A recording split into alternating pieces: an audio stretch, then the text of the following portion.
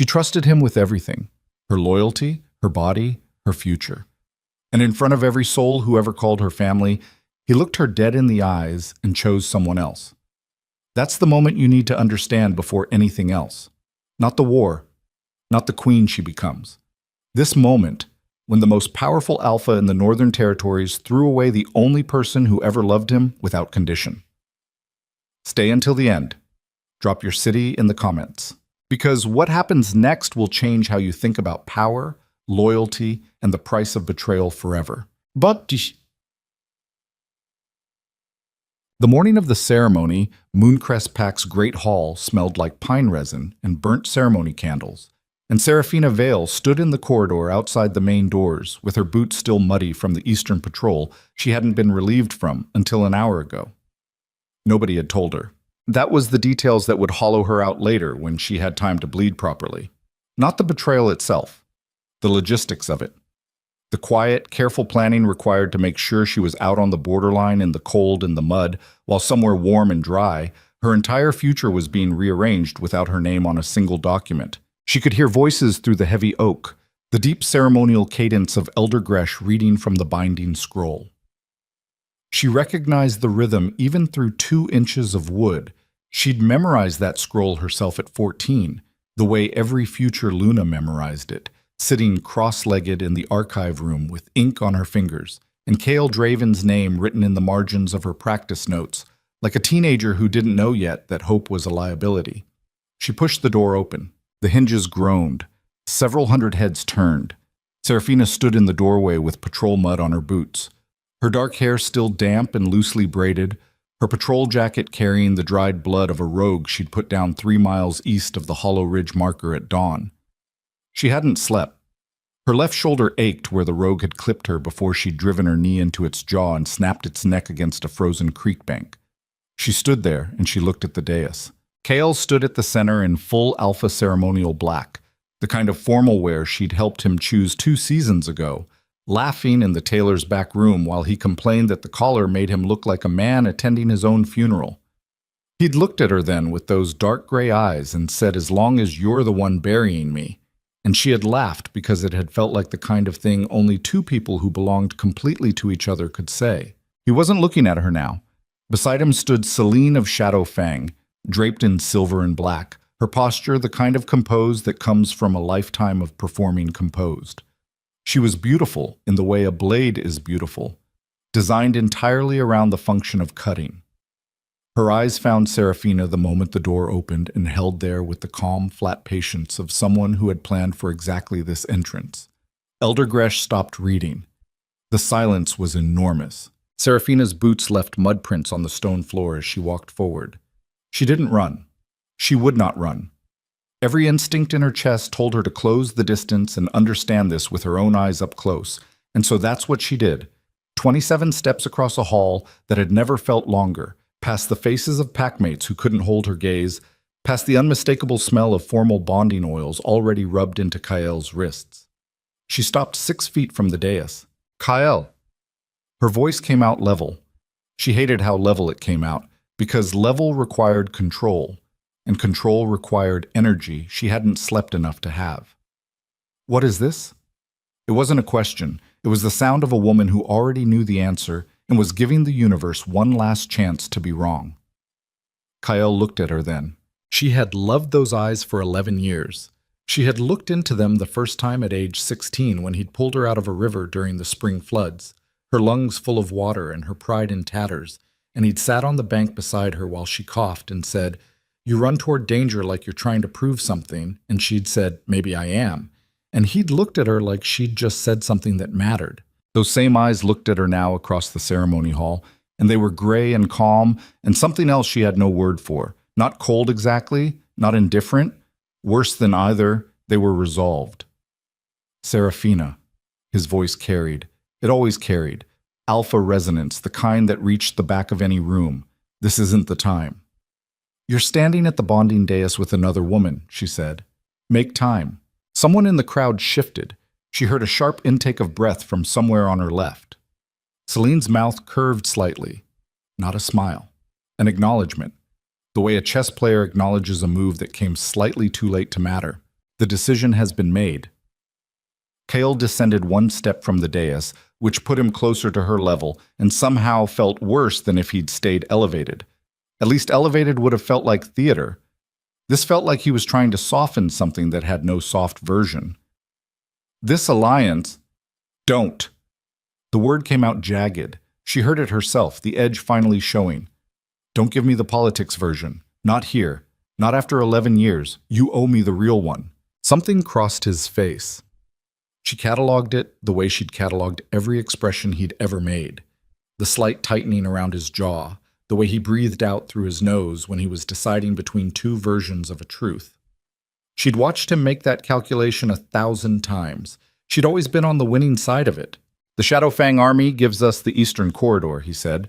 Without it, the Ironblood advance gets to Mooncrest's border before winter ends. I need 30,000 soldiers who know that terrain. Celine's generals know it. This is the only... Say it. She stepped closer. She was aware of the mud on her boots, the dried blood on her jacket, the fact that she had not slept and had not eaten since yesterday at noon, and that she was standing in front of the man she had built her entire life around while he stood at another woman's side in formal bonding clothes. She was aware of all of it, and she stepped closer anyway. Say what you actually mean. Kyle held her gaze for 3 seconds. She counted. The pack's survival requires a different alliance than the one we had. The one we had, she repeated. Her voice had gone quiet now, the way voices sometimes do when the body needs to conserve something. We were bonded, Kyle. You marked me. You said in front of the council, circumstances changed. You said eternal. Serafina. He said her name like a door closing. Don't make this into something it can't be changed back from. It can't be changed back from right now. She felt it then. The thing she'd been holding in the corridor outside the door, the thing she'd kept behind level and control, and the careful performance of a soldier who had just come off a 14-hour patrol. It moved through her chest like something cracking, not breaking, cracking. There's a difference. Broken things can't feel. Cracking things feel everything. You planned this. Someone had to send me on that patrol. Someone had to make sure I was 6 miles east at dawn. You looked me in the eyes 2 nights ago and you... Stop. His voice had gone alpha then. Not loud. Deeper than loud. The frequency that drops into the bones of every wolf in the pack. It wasn't a command exactly. Just wait. The weight of what he was. This isn't a conversation that changes the outcome. The bonding proceeds today. She looked at him for a long time. Behind her, she could hear the breathing of 400 wolves waiting for what happened next. Ahead of her, she could see Celine watching from the dais with the patient expression of a woman who had war-gamed this scene before it happened. Then do it properly. Serafina's voice came out steady again. That steadiness cost her something. She felt the payment leave her body. If you're going to end this, end it properly. Say the words. Say them yourself. Don't let the elder read them from a scroll. Kyle looked at her. That jaw muscle jumped once. Kyle. Elder Gresh stepped forward, old and careful and visibly uncomfortable. The dissolution rite requires... I know what it requires. Kyle didn't look away from Serafina. He stepped down the remaining dais steps until he stood on the hall floor, and the distance between them was 4 feet, and she could smell him. The bonding oils, and under that the familiar scent of him, pine and iron, and something warm she had called home for 11 years. He was going to do it. She could see it in his face. Not without cost. She gave him that much. She could see that it was costing him something. But he was going to do it anyway. That was the thing about Kale Draven. He always paid what was required. He just sometimes decided the price of what he wanted was other people's suffering. He drew a breath. By the law of the Alpha Bond, he said, his voice low and precise. I, Kyle Draven, Alpha of the Mooncrest Pack, sever the standing claim between myself and Serafina Vale. The bond is dissolved. The mark is withdrawn. She carries no rank, no protection, and no right to these lands under my authority. Effective. Effective now. Serafina said it for him. She said it because she was not going to stand there and wait while he found the courage for the last 2 words. She had waited long enough. Then she turned and walked back across the hall. 27 steps. The same one she'd come in on. Her boots left the same mud prints going out that they'd left coming in, and she did not look at the faces of the people she passed, because some of them she'd known for a decade, and she didn't have the capacity for their pity right now, or their guilt, or the particular expression worn by people who knew something terrible was coming and chose not to warn you. She did not run. She walked out the great hall doors, down the front steps into the cold gray morning, and around the side of the main building where the training yard met the wood line, and she got behind the equipment shed where no one could see her from the main path, and she put her back against the wood planks, and she breathed. Just breathed. The sky overhead was the color of old iron, wind off the northern ridge. She could smell snow coming in, 4, maybe 6 hours out. Her shoulder ached. Her stomach was empty. Her feet were cold inside boots that had been wet since dawn. She pressed her palms flat against the shed wall behind her and felt the wood grain rough and real against her skin, and she gave herself exactly 90 seconds. She didn't count them. She just knew, the way her body had always known pace and distance, and the exact moment when pushing harder was survival versus stupidity. 90 seconds of letting it move through her. Then she pushed off the wall. Her patrol pack was in the barracks, along with the emergency kit she kept under her bunk, out of a habit that she'd always told herself was professional preparation. She walked to the barracks. She did not hurry. The barracks were empty. Everyone was at the ceremony hall. She moved through the familiar narrow space between the bunks, past the smell of wool and boot leather, and the particular layered scent of people who live and sweat in close quarters. And she pulled her pack from under the bunk, and she started filling it with the things that would keep her alive. Water purification drops. Compact fire starter wrapped in wax cloth. 3 days of protein rations. Her secondary blade, a bone-handled hunting knife her father had made when she was 8, before the accident that took him. The handle worn smooth in the places where his hand and her hand had gripped it over 17 years of combined use. Her northern terrain maps folded small. Extra socks. The small leather pouch of medicinal powder that master healer Doran had pressed into her hand 18 months ago, saying, "You spend more time in the field than anyone, and you never carry enough of this." She was pulling on her heavy travel jacket when the barracks door opened. Lysa Crane, who had been Seraphina's closest friend in the pack for 8 years, who had the sharp dark eyes of someone who noticed everything and the discipline to keep most of it to herself. She stood in the doorway in ceremony clothes, a dark green dress that meant she'd been dressed for the event, which meant she'd known, which meant she'd known. Seraphina kept pulling on her jacket. "Sarah." Lysa's voice was raw. "Don't." Seraphina didn't look at her. "I didn't know until 3 days ago. I thought about warning you, and then I said don't." Seraphina buckled her pack straps. Her hands were steady. She was proud of her hands for being steady. "Don't explain it to me right now. I don't have anywhere to put that right now."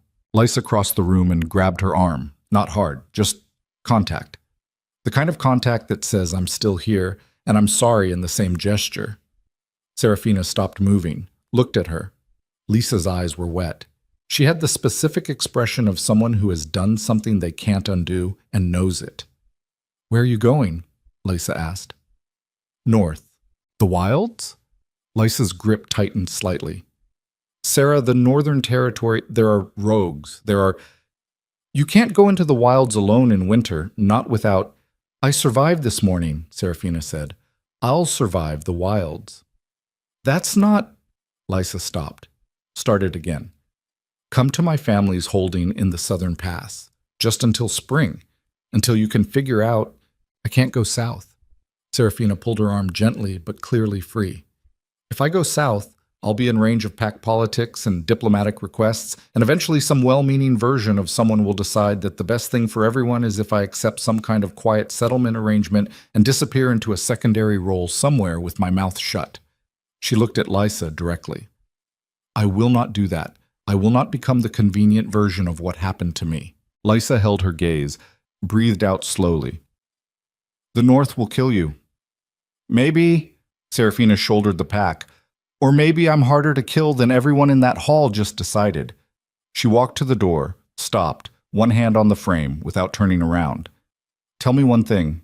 Her voice came out quiet. "Did he know?" "Before 2 nights ago. Did he know when he looked at me? Yes, Lisa said. Just that. Just yes. Serafina nodded once, like someone receiving a report that was worse than expected, but still within the range of things the body can file and continue moving with. She walked out. The storm came faster than her 4 to 6 hour estimate. That was the north. It moved on its own schedule and cared nothing about what you planned around it. By the time she'd crossed the tree line at the edge of Mooncrest territory, the first serious snow was driving sideways out of the northeast, fat, wet flakes that soaked into hair and jacket and found every gap between collar and skin. She walked. The pack territory marker was a carved stone post, weathered to near illegibility, standing where the maintained trail turned to unbroken forest. She passed it without slowing. That was the moment the bond scar on her collarbone, the place where Kael's mark had lived for 4 years, invisible to the naked eye but present to every wolf who passed close enough to sense it, went cold. Not painful. Cold, the way a brand goes cold when the fire that made it is finally extinguished. She kept walking. The northern wilds didn't announce themselves. That was the thing people who'd never been there didn't understand. There was no dramatic threshold where civilization ended and wilderness began, just a gradual withdrawal of signs that anyone had ever cared about this land. Trail markers spaced further apart. Then just game trails. Then no trails at all, just a slope that rose into the teeth of the storm and offered nothing. She was 3 miles past the marker when she heard the first of them. Rogues moved differently than pack wolves. There was a quality to the silence around a rogue that was itself a sound, the sound of something that had stopped using language for long enough that communication had reverted to something older and less specific. She heard it in the pattern of the wind sound around the trees to her east, and she dropped her pack without slowing, freed her secondary blade, and oriented left. There were 2 of them. She smelled the second before she saw the first. The first one came low through the undergrowth with the particular desperate aggression of a wolf that hadn't eaten properly in weeks. She could read the hunger in the way it moved, using speed to compensate for the strength it didn't have anymore. She let it come inside its own committed angle and stepped sideways into the gap behind its shoulder, one hand on the scruff, driving it face down into the frozen ground with her body weight. Its neck was already damaged. Old injury, probably another rogue, the kind of accumulated consequence that came from living outside any structure for too long. She did not want to kill it. She noted that about herself. After this morning, she might have been forgiven for coming into the wilds with the specific energy of someone who needed something to kill, and instead she felt the opposite. A precise, almost clinical reluctance, a desire to solve this with the minimum necessary force. The second one was smarter. It waited until she was occupied with the first before it moved, which meant it had been watching her long enough to learn her pattern, which meant it was more intact than its partner. She felt it coming through the vibration in the frozen ground, heavier footfall, better fed, using the storm wind to cover its scent direction. She released the first wolf and rolled clear before the second arrived, taking its rush across her forearm rather than her throat. And she came up with the blade, and the choice was already made before she'd consciously arrived at it. Not a killing angle, a disabling one.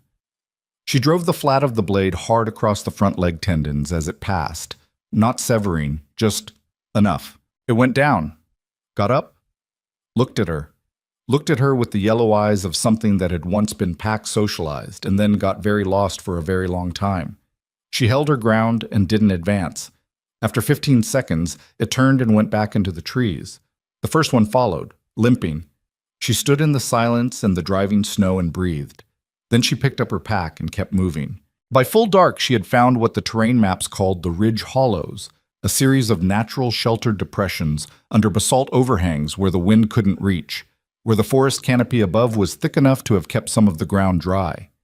She'd known about these from patrol briefings, from the few scouts who'd pushed this far north and come back, from the kind of knowledge that a Luna who took her responsibilities seriously accumulated over years because you never knew when you'd need it. She made a small fire, ate half a ration bar, wrapped herself in the emergency thermal layer and sat with her back against cold stone and the fire at her feet and the storm howling 20 feet away on the other side of the overhang lip. The mark scar on her collarbone had gone from cold to numb. She pressed 2 fingers against it through the jacket fabric and thought, with a precision she didn't allow herself to feel yet, about the last 11 years. not the whole of them, just the architecture of them, the way she'd built her life around a center that had turned out to be something other than what she'd believed it was. Not because she'd been naive. She didn't have the luxury of that particular self-recrimination. She'd been perceptive. She'd seen Kyle clearly in most of the ways that mattered. What she'd miscalculated was the exact coefficient between what he felt and what he'd do when the feeling came in conflict with the math of power. Turns out that coefficient was 0. The fire popped. A gust of storm wind reached under the overhang and pushed the flame sideways.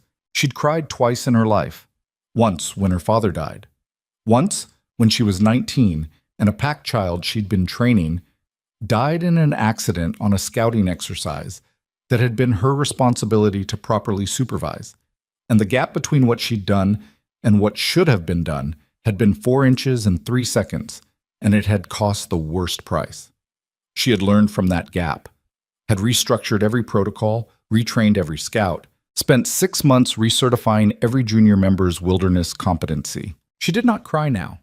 She couldn't identify exactly what she felt, sitting under the basalt overhang in the northern wilds, with a storm trying to remove her from the world. It wasn't grief, or not only grief, it was something more structural. The specific sensation of standing in the ruins of something you built with your own hands and having to decide whether you were going to keep standing or sit down in the wreckage and wait for the cold to settle. She was not going to sit down. The decision wasn't dramatic. She didn't announce it to herself.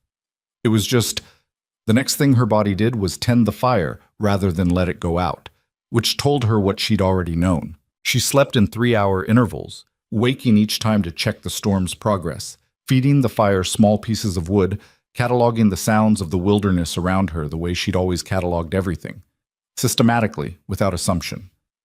The rogues she'd encountered were the beginning, not the exception. She would need to navigate this territory not as a patrol wolf doing a mission with a pack boundary to return to, but as someone building a new boundary from nothing. She'd done it before in smaller ways. She could scale. At dawn, the storm had dropped to a persistent gray overcast, the heavy snowfall replaced by occasional light flurries that didn't yet accumulate. She studied the terrain in the flat northern light and oriented herself from the ridge angles and the way the old-growth trees leaned toward the prevailing wind. And she moved northeast toward the deepest part of the Northern Territory, toward the places on the map that had no marks at all, just blank space and the notation unmapped in faded ink. It was on the 3rd day that she found the blood trail. Not hers.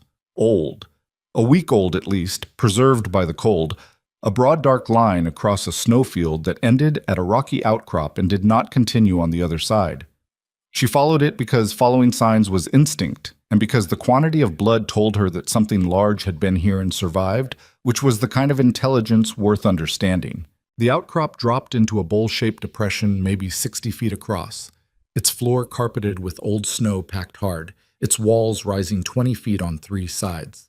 At the center of the bowl, something had made a rest, a clearing of packed snow, a radius of roughly 12 feet around it, where the snow was disturbed in a pattern suggesting something enormous had been lying down, moving, getting up. It was here that the smell hit her. Not blood, not rogue.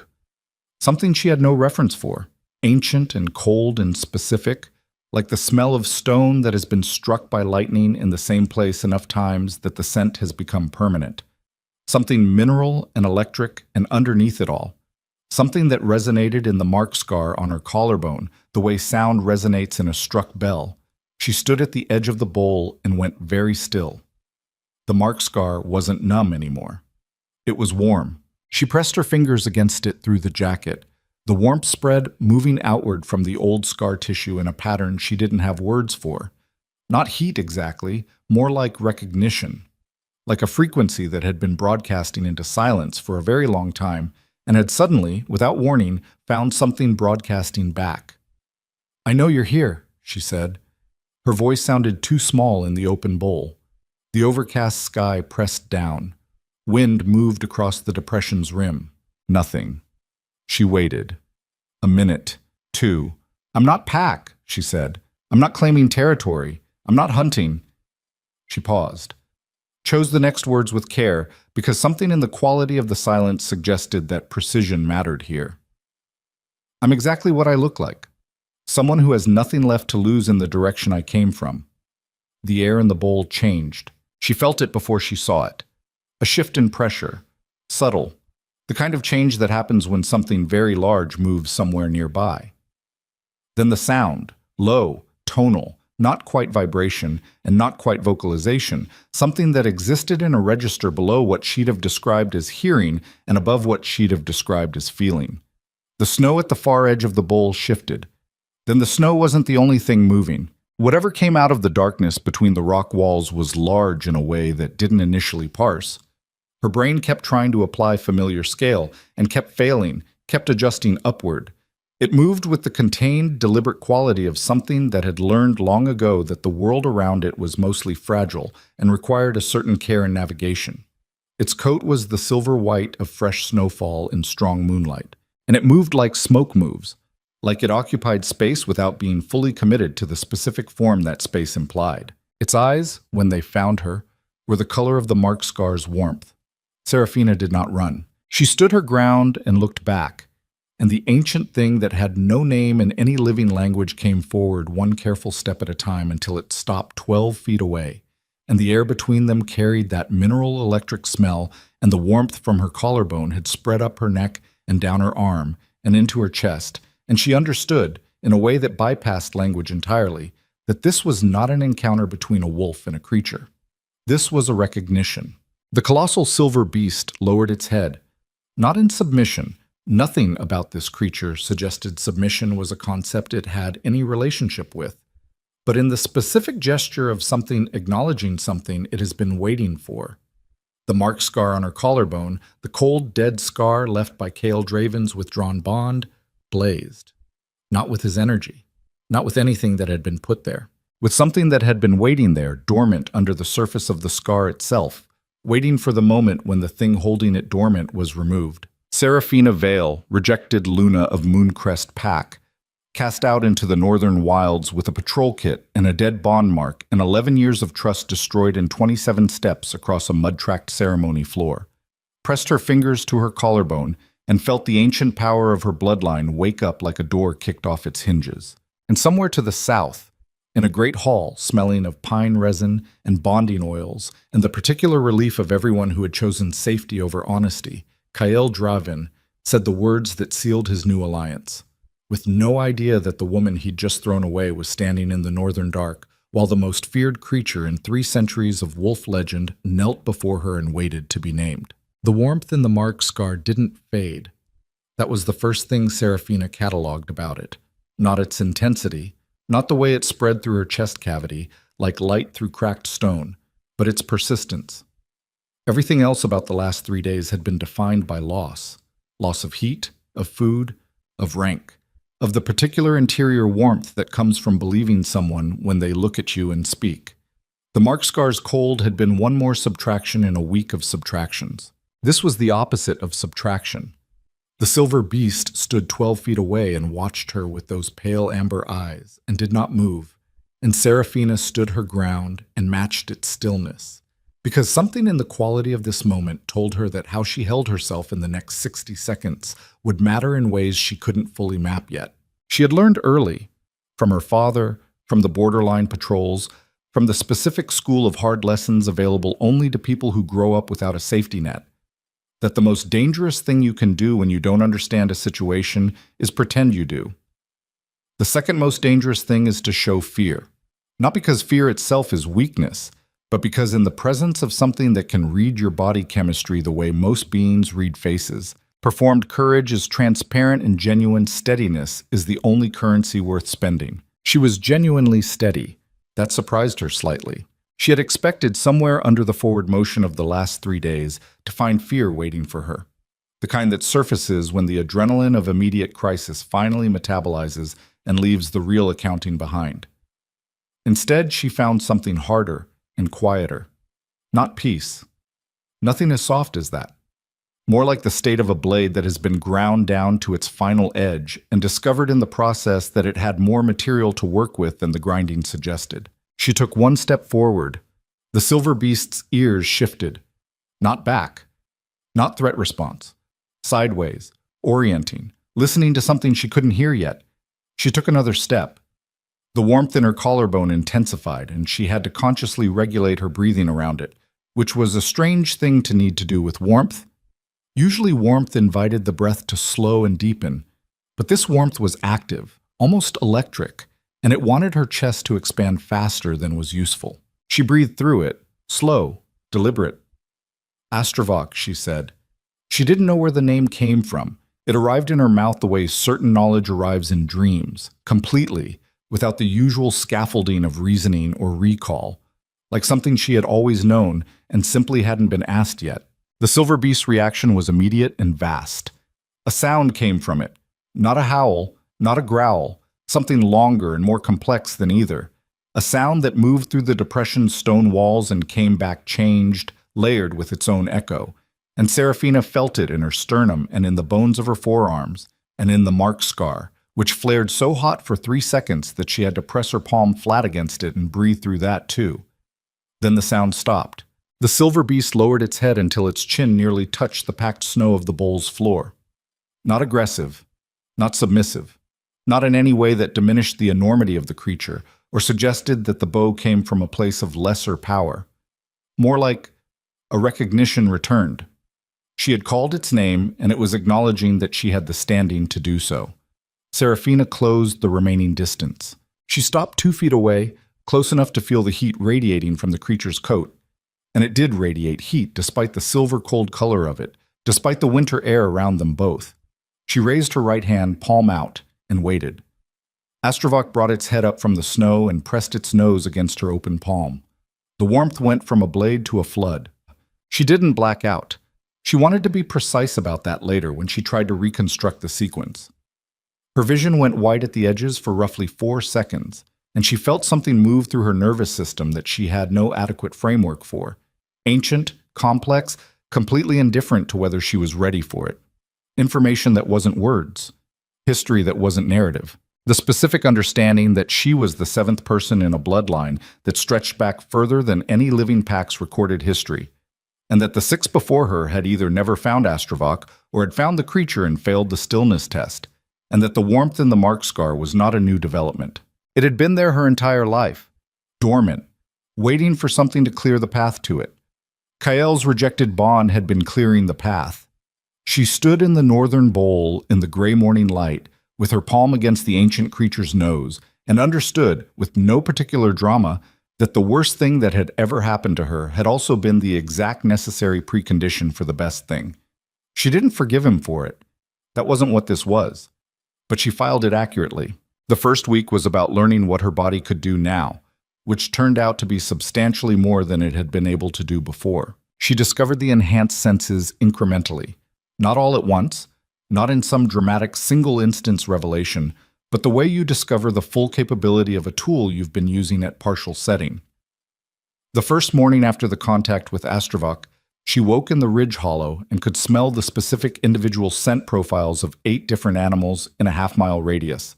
Not just their species, their specific bodies, their health. One of them was injured in the rear left quarter, moving at about 60%. She knew this without seeing it the way she'd know the position of her own fingers. The second day, running a borderline survey of her immediate territory, she'd stopped thinking of it as the territory she was moving through, and started thinking of it as territory she was assessing, which was a different relationship.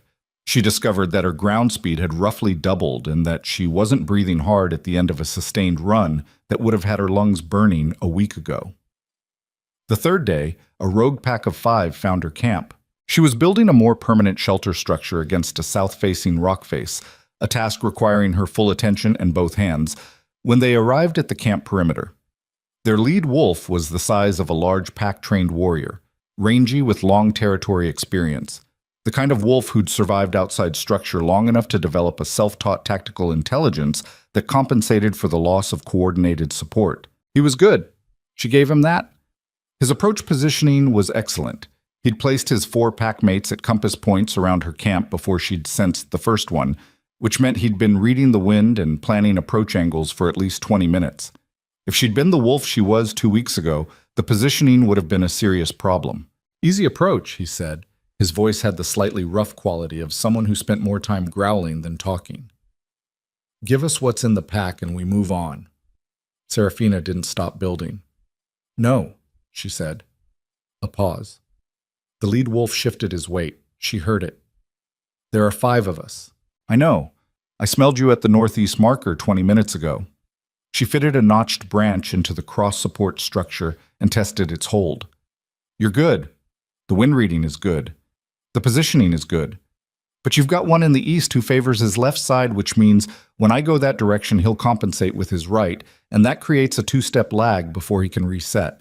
She finally looked at the lead wolf directly. You didn't account for me being able to smell that. The lead wolf looked at her for a long moment. What are you? He said. Not aggressive, genuinely asking, the way a professional asks when they encounter something outside their experience parameters. New, she said, and not a threat to you unless you make me one. She turned back to the shelter structure. I need wolves who know this territory, not pack mates. I'm not building a pack, not yet. I need guides, people who understand what's north of the second ridge and what the Ironblood scouts have been doing along the eastern approach. She paused. I can pay in information and in cover. I can guarantee no other wolf bothers your camp while you're in range of mine. Another pause. Longer. Guarantees from one wolf don't hold against pack units. They will, she said, when the one wolf has Astravok. The silence that followed was a different quality of silence. She heard 3 of the 4 compass point wolves shift simultaneously. The lead wolf's breathing changed. Not fear exactly, but the physiological response to a rapid recalibration of risk assessment. That's not real, he said. Come back at dusk, Serafina said. Bring your people. If I'm lying, you've lost nothing except an afternoon. They came back at dusk. Astravok arrived from the North Ridge without being called. She'd already learned that the creature operated on some awareness of relevant moments that she didn't need to intervene in. And the 5 rogues stood at the camp perimeter in the gray late light and stared at the silver beast moving through the trees with a silence that was the silence of people confronting something their mental architecture didn't have a prepared response to. The lead wolf, his name was Cav, she learned. He'd been a mid-rank soldier in the Thornwall pack before a territorial dispute 3 years ago had left him outside and running. Sat across the fire from her and told her everything he knew about the northern wilds and some things about the Ironblood advance that nobody south of the marker was supposed to know yet. The Ironblood scouts had already crossed the second ridge. They weren't scouting anymore. They were clearing. Clearing what? She asked. Small settlements, holdout packs, families that never affiliated with anyone big enough to have an army. Cav's eyes were flat and factual. He'd moved past feeling about it into the purely operational zone where survival-focused people go when feeling is a luxury they've already spent. They're not killing, they're taking. Pack assets, breeding stock, children old enough to train. He looked at the fire. It's systematic. They've done it before. The Ironblood don't conquer territory. They harvest it. Serafina was quiet for a moment. Then, how many settlements between here and the eastern approach? 7 that I know of, probably 4 more I don't. And the packs in those settlements, they have no warning. They have rumors. Rumors don't move fast enough. Cav finally looked at her directly. What are you planning to do about it? You're one wolf and one legend. The legend moves fast enough, Serafina said, if we let it move first. The strategy was not sophisticated in the way military strategies are sophisticated. She didn't have maps detailed enough for precision maneuver, didn't have the supply chain for a sustained campaign, didn't have anything resembling a command structure. What she had was Astravok, a body that had been fundamentally altered by an ancient power she was still learning the edges of, and 11 years of Luna training that had, among other things, made her very good at reading what frightened people needed before they knew how to ask for it. She moved on the first settlement 3 days later. Not with force. She arrived at the valley where the Greywood settlement lay. 40 wolves, mostly families, the kind of holdout community that had survived by being quiet and small and hoping the larger conflicts passed overhead. And she walked into the central camp in daylight, alone, without pack insignia or rank markers, and asked to speak with whoever was making decisions. The decision maker was a woman named Brace, 50s, hard in the way the long-term survivors are hard, with the permanently calculating eyes of someone who had spent decades doing the math of how much they could lose before the loss became fatal. I'm not here to recruit you or claim your territory, Serafina said, sitting across from Brace in the settlement's central fire structure. I'm here because the Ironblood cleared a camp 2 ridges east of you 6 days ago, and you don't know it yet. Brace's expression didn't change, but her breathing shifted. How do you know? I have eyes in this territory that you don't. Serafina leaned forward, elbows on knees, holding the older woman's gaze. I can give you a 3-day warning when they move in your direction. I can give you an exit route north that they haven't mapped yet. I can give you cover for the relocation. She paused. What I need from you is 2 things. I need your 2 fastest runners assigned to my relay network for 30 days. And I need you to tell every settlement leader within your communication range what I just told you. Bambi, yes, but that's... You want us to spread your name, Brace said. I want you to spread accurate information about a real threat. My name is Incidental. Serafina sat back. But yes, if people attach a name to the information, it travels better. It arrives with weight. Brace studied her for a long moment. The fire between them popped. Outside the structure, the settlement's daily sounds continued. The ordinary sounds of small people in a large world trying to get through another day without being erased. Who are you? Brace said. Someone who got pushed into the wilds and found out they had more teeth than expected. Serafina held the older woman's gaze. That's the honest answer. You can build whatever story around it you find useful. The second settlement was easier because the first settlement's runners had arrived there first. The third settlement sent emissaries to meet her on the trail before she arrived, which meant the name was traveling faster than she was. By the fourth settlement, the story had already mutated, as stories do, as they're supposed to, into something larger than the factual version.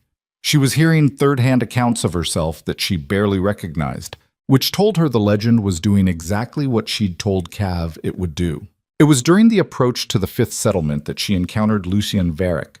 She smelled him before she saw him, which was itself a piece of information, because wolves of significant ability were not easy to smell at range. He was not hiding his approach, which was either confidence or carelessness, and the general quality of what she'd smelled in the 3 seconds before he stepped out of the tree line onto the same path she was walking suggested it was confidence. He was roughly her height, broad through the shoulder in the way that comes from structural genetics rather than dedicated training, though the training was also clearly present. Dark hair, darker eyes, a jawline that carried approximately 3 days of growth, and the slight asymmetry that comes from an old break healed slightly wrong. He moved like a man who had learned a long time ago that the most dangerous thing in any room was probably him, and had developed a specific economy of motion around that knowledge. Nothing wasted, nothing showy, everything available. He stood in the path and looked at her and said nothing. She stopped 10 feet away and looked back. The silence lasted 7 seconds. She counted. "You're the one sending settlements north," he said. "You're the one who's been running harassment ops on the Ironblood Eastern Column for the last 2 weeks," she said. "Cav mentioned you. Said you worked alone and killed Ironblood scouts without leaving evidence that it was wolf work." Something shifted in his expression. Not surprise, more like the specific recalibration of someone who assumed they were unknown and has just discovered they were known. "Cav talks too much," he said. "Cav survived this long by trading information accurately. That's not talking too much, that's a skill." She held his gaze. "Why are you blocking my path?" "I'm not blocking it. I'm assessing it." "Assess faster." The corner of his mouth moved. Not quite a smile. The shadow of an acknowledgement. "You're younger than the stories suggest." "The stories started 8 days ago. They've had time to age me." She shifted her pack weight slightly. "What do you want, Varick?" His eyes narrowed slightly at the name. "You did your research. You have a reputation in the territory you apparently don't know about." She kept her voice level and factual. 2 Ironblood command units reassigned specifically to find whoever's been cutting their supply line east. They think it's a coordinated guerrilla unit. There are 7 of you in their current intelligence. There's 1 of me. I know. That's why their intelligence is wrong. She paused. They'll figure it out eventually. 1 wolf leaves different physical evidence than 7.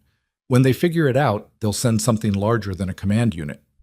Lucien Varick looked at her for a long moment. Something moved through his expression that she filed as assessment. the specific look of a careful person deciding whether to trust something they can't yet fully measure. "What are you proposing?" he said. "I'm not proposing anything yet. I'm telling you that working parallel to each other is a resource problem. We have the same enemies, and neither of us has enough of what the other one has." She held his gaze. "I'm going to the fifth settlement. If you want to have a real conversation about coordination, I'll be there for 2 days." She walked past him on the path. He let her pass without a word, which told her something. A man who needed to demonstrate authority would have spoken. A man who was actually secure enough not to need the demonstration stayed quiet and watched you move and made his decisions in private. She filed that too. He arrived at the fifth settlement the next morning. The conversation was practical and blunt, which was the only kind she had patience for now. He had intelligence on the Ironblood command structure and a network of 4 reliable scouts covering the eastern approach. She had the relay network she'd built through the settlements and Astrovox range, which extended over terrain that no scouting unit could match. He knew how to dismantle supply chains. She knew how to move populations out of the way of what came after dismantled supply chains. "You're building toward something," he said, midway through the second hour.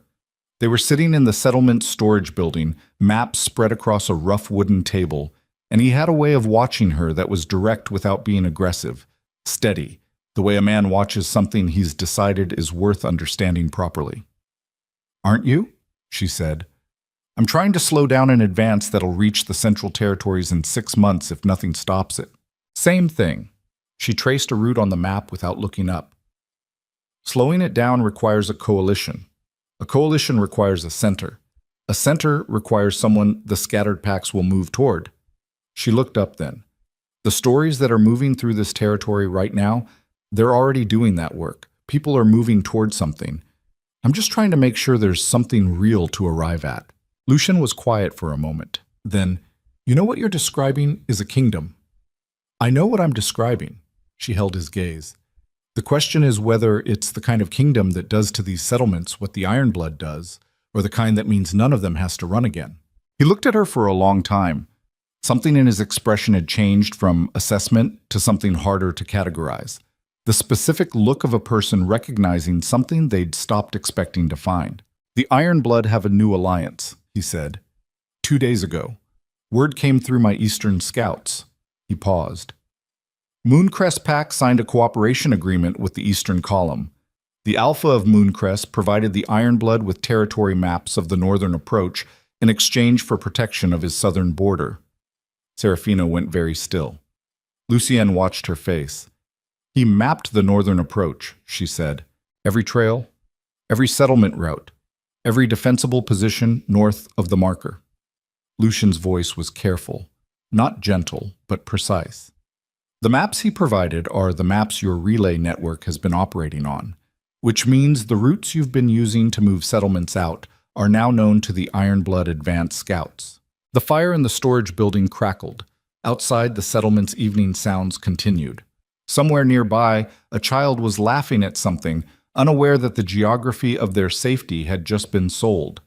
Serafina felt the heat in the mark scar shift, from the steady warmth of the last 2 weeks to something sharper. Not pain, intention. "How long before they move on the northern settlements?" she asked.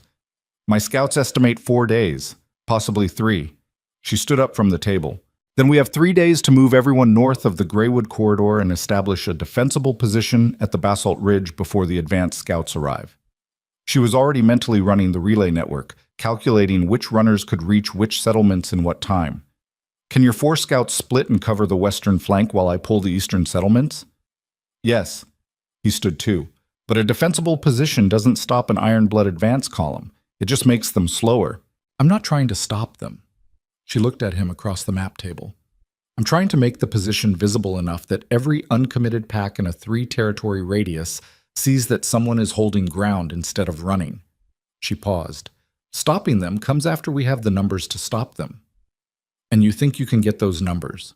"I think," Serafina said, "that the wolf who trades away the maps of the people who trusted him just handed me the most powerful recruitment tool available." Her voice was flat and specific. "Every pack leader in this territory will hear what Kyle Draven did within a week. They'll know what loyalty from the south costs." She held Lucien's gaze. and they'll look north and see the alternative. Lucian looked at her for 3 seconds. Then he picked up the eastern approach map and started identifying extraction routes. They worked through the night. At some point near dawn, while she was transcribing relay routes onto a secondary map for Lucian's scouts, he said without looking up from his own work, "How long ago did he throw you out?" 18 days, she said. He was quiet for a moment. Then, "And you built this in 18 days?" It wasn't quite a question. She answered it anyway. "I didn't build anything," she said. "I just stopped running away from things and started running toward them." She kept writing. The difference in energy expenditure is significant. He looked at her then. That same steady look that wasn't quite assessment anymore. "Varric," she said, still writing. "Don't. I wasn't doing anything." "You were about to say something that belongs in a different conversation than the one we're having right now." She finished the route notation and capped the writing tool. "We have 11 settlements to move in 3 days. Stay useful." Something in his expression settled. Not disappointment, not embarrassment, something more like recognition. A man who respected directness encountering directness and filing it accurately. "Noted," he said, and went back to his maps. The next 72 hours were the most operationally demanding of her life, and she had spent 4 years as a borderline patrol coordinator for a pack of 300. She ran the relay network like a nervous system. Information in, decisions out, adjustments made in real time as scout reports updated the picture. 3 settlements relocated successfully in the first day. 2 more the second. The remaining 6 clustered at the basalt ridge position by the end of the 3rd day, with a total of 230 wolves, families, fighters, elderly, children, the full complicated spectrum of a population that had been living under continuous threat long enough to have developed the specific efficiency of the chronically prepared. The Ironblood advance scouts arrived at the basalt ridge position at dawn on the 4th day. There were 12 of them, professional and quiet, doing genuine scouting work, mapping the position, counting numbers, assessing defensive integrity. Serafina watched them from the ridge with Lucian beside her and said nothing until the lead scout was in position at the base of the approach and looking up at 230 wolves arranged along a defensible natural formation. Then she stepped to the ridge edge where she was visible. Then she called Astravok. The silver beast came out of the northern tree line in full daylight for the first time, and the 12 Ironblood scouts stood in the snow below the ridge and looked up at something that existed in their culture as a myth, moving alongside a woman they'd been briefed to find as one wolf with no pack standing. The lead scout held his position for 45 seconds. Serafina counted. Then he raised his hand in the withdrawal signal, and the 12 scouts melted back into the tree line. She heard the exhale of collective breath from the 230 wolves behind her, felt the shift in the air that happens when people who have been holding their bodies at maximum tension finally allow themselves to release some of it. Lucien was beside her on the ridge. "They'll send a full column next time," he said quietly. "I know." She watched the tree line where the scouts had disappeared. The marked scar's heat was steady. Astravok stood at the ridge edge beside her, silver white against the gray morning sky, visible for miles in every direction. But that's not why it matters. Then why does it matter? Serafina turned and looked at the 230 wolves behind her. The faces of people who had just watched 12 Ironblood professionals choose to walk away from a position rather than engage it. The expression on those faces was something she recognized from her own chest in the ridge hollow on the first night. Not safety, not comfort, not the resolution of threat. Something harder and more durable than any of those. The specific internal experience of discovering you are more than what the last thing that hurt you decided you were. Because they watched it happen, she said. And tomorrow, they'll tell someone who wasn't here, and that person will tell someone else. She looked back at the tree line. And somewhere south of the marker, in a great hall that smells like pine resin and bonding oils, someone is going to hear the story and have the specific sensation of realizing that the piece he removed from the board wasn't the piece he thought it was. Lucian looked at her profile for a moment. Something in his expression was complicated in a way she noted and did not address. "You're not finished," he said. It wasn't a question.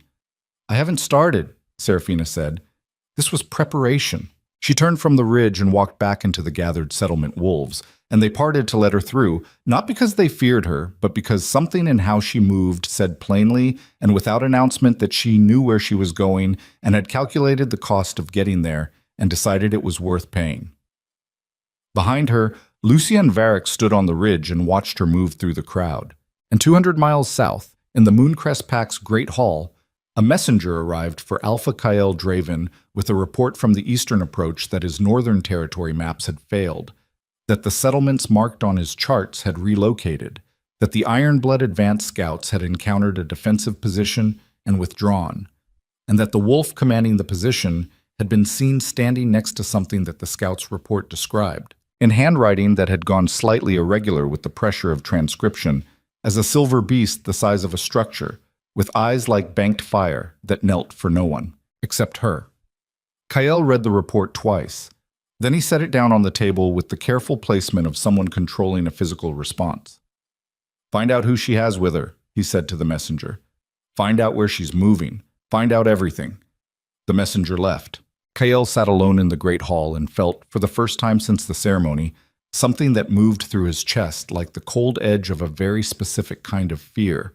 Not fear of losing, which was a fear he'd learned to operate through. Something newer and more corrosive. The fear of having been catastrophically, irreversibly wrong. Across the hall from the east corridor, he heard the measured footsteps of Celine approaching, and the fear transmuted into something else as he heard them. Something that sat in his stomach like weight and had no clean name. Because the footsteps were purposeful in a way that meant she'd been listening and had already begun calculating what the report meant for her. Not for the pack, for her. He heard her stop in the corridor doorway. He did not turn around. "Interesting," Celine said. "Just that." Kael stared at the report on the table and said nothing. Outside the great hall windows, the sky above Mooncrest territory was the flat gray of coming snow. And somewhere in the northern dark, the woman he had made irreversible was standing on a ridge with an ancient power blazing in her collarbone and a kingdom forming around her like a tide. And there was nothing in the Eastern Approach maps or the Ironblood Alliance or the grand political architecture of his new marriage that constituted a single piece of it. He had wanted power badly enough to destroy loyalty. The destroyed loyalty had found something older than power, and it was moving south. The report about Serafina sat on Kael Draven's table for 6 days before he did anything with it. That was the first mistake.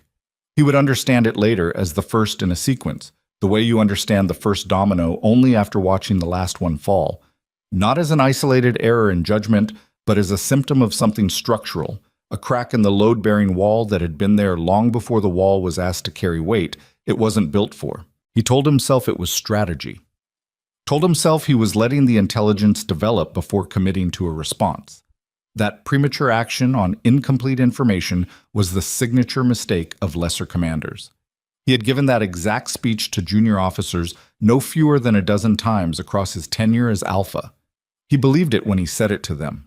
He believed it now when he said it to himself in the pre-dawn hours, when the great hall was empty and the fire had burned to coals, and the report sat on the table in front of him like an accusation that hadn't finished forming its sentence yet.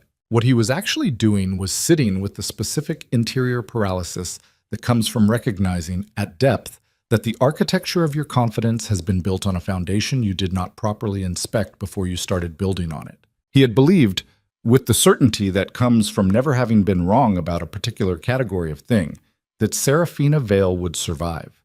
He had told himself this when he made the decision, when the calculation between her and the Shadowfang Alliance resolved into the only outcome his position could afford. She was capable, she was trained, she was harder than she presented. She would find her way south to some minor pax protection and eventually into a quiet life somewhere that didn't intersect with his, and what had been between them would become a clean historical entry rather than an ongoing complication. He had believed this because he needed to believe it, and he had never developed the discipline to distinguish between those two categories of belief. She had not found her way south to a quiet life. She had found something in the northern wilds that 12 Ironblood professionals had chosen to walk away from rather than engage, and she was moving, and the direction was not away from him. He was standing at the eastern window, watching the territory boundary, when Celine came in. She moved through this great hall with the deliberate, unhurried quality she brought to everything.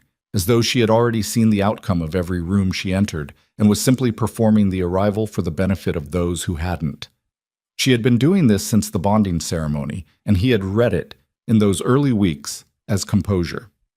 The reading had been wrong. Composure was what you had when the surrounding uncertainty didn't touch you because you trusted your ability to handle whatever it produced.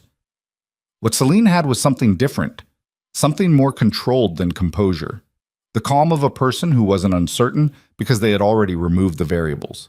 He hadn't understood the distinction until recently. The Shadowfang generals have requested a formal review of the Eastern Corridor command structure, she said. She set a document on the table beside his report.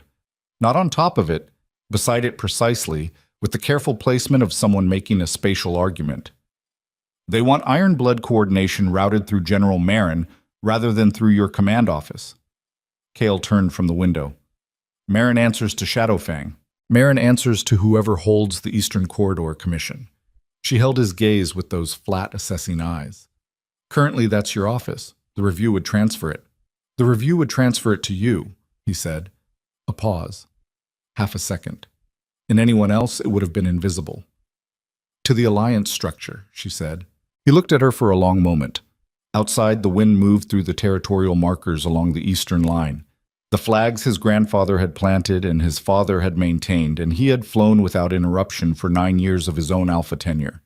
He had looked at those flags from this window for 9 years, and they had always said the same thing. This is mine, this is held, this is the product of what I built. The answer is no, he said. Celine received the no with the same expression she brought to everything. Unchanged. As though the no was a piece of information she was filing rather than a decision she was responding to. The generals will escalate, she said. Let them. She looked at him for 2 more seconds. Then she picked up her document and left. He stood at the window and felt the cold that had nothing to do with temperature move through his chest, and he understood in the wordless way that the body understands things before the mind catches up, that what had just happened was not a negotiation that had gone badly. It was an assessment that had gone exactly as designed. She had wanted to see what he'd do. He had shown her. The escalation came 3 days later, but it didn't come from the Shadowfang generals. It came from his own senior officers. Commander Ryden, who had served under Kael's father before serving under Kael, who had trained half the current command structure, who had sat at Kael's right hand through the territorial disputes of 6 years ago and the rogue incursion of 4 and every significant military decision in between, requested a private meeting in the Eastern briefing room and arrived with 2 of the pack's other senior commanders, which told Kael before a word was spoken that this was not a private meeting in any meaningful sense. Ryden was not comfortable. He was doing the specific performance of comfort that career soldiers do when they have to deliver information to a superior that the superior is not going to receive well. The very straight spine, the eye contact held slightly longer than natural, the voice pitched with the deliberate evenness of someone who has rehearsed the register. The Shadowfang units stationed in the southern garrison have increased to 300, Ryden said. Over the last 30 days, we've been tracking it. The increase was structured in increments small enough not to trigger the boundary alert protocols. Kael was still. The supply records show provisions for a force double that size routed through our southern distribution points, Ryden continued. The routing was authorized by a commission from the Alliance Coordination Office. Celine's office, Kael said. The Alliance Coordination Office, Ryden said again, with the precision of a man who had decided that accuracy of attribution was a protection he could offer and was offering it. Kael looked at the documents Ryden placed on the briefing table. He looked at them with the eyes of someone who has been a military commander for 9 years and knows exactly what pre-positioned force structure at double provisioned capacity inside your own southern garrison represents. It represented an occupation that hadn't announced itself yet. He had invited it in. He had given it a ceremony and a title and stood beside it at the bonding dais and called it an alliance. The cold moved through him again. Different this time. Not the ambient chill of vague recognition, but the specific sharp cold of a man standing in the full accounting of what his choices have actually cost and finding the number larger than the architecture of his confidence had budgeted for. The Eastern Corridor Commission request, he said, was submitted the same day we identified the garrison increase, Ryden said. She was mapping the response. Kael heard his own voice come out level and hated the levelness of it. hated that his body was performing composure at the exact moment he needed it to be doing something else. Testing what I'd do when she pushed, calibrating the next move. Raiden said nothing. The two other commanders said nothing.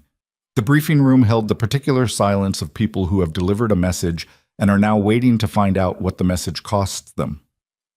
"How long have you known?" Kyle asked. Raiden didn't hesitate. 22 days. 22 days. Kale did the math without wanting to. 22 days ago, Serafina's relay network had moved 230 wolves out of the Ironblood's mapped approach corridor and held a defensive position at the basalt ridge. 22 days ago, the eastern approach maps he had provided to the Ironblood had failed. 22 days ago, the report on his table had arrived and he had sat with it for 6 days in the pre-dawn emptiness of the Great Hall, telling himself he was waiting for the intelligence to develop.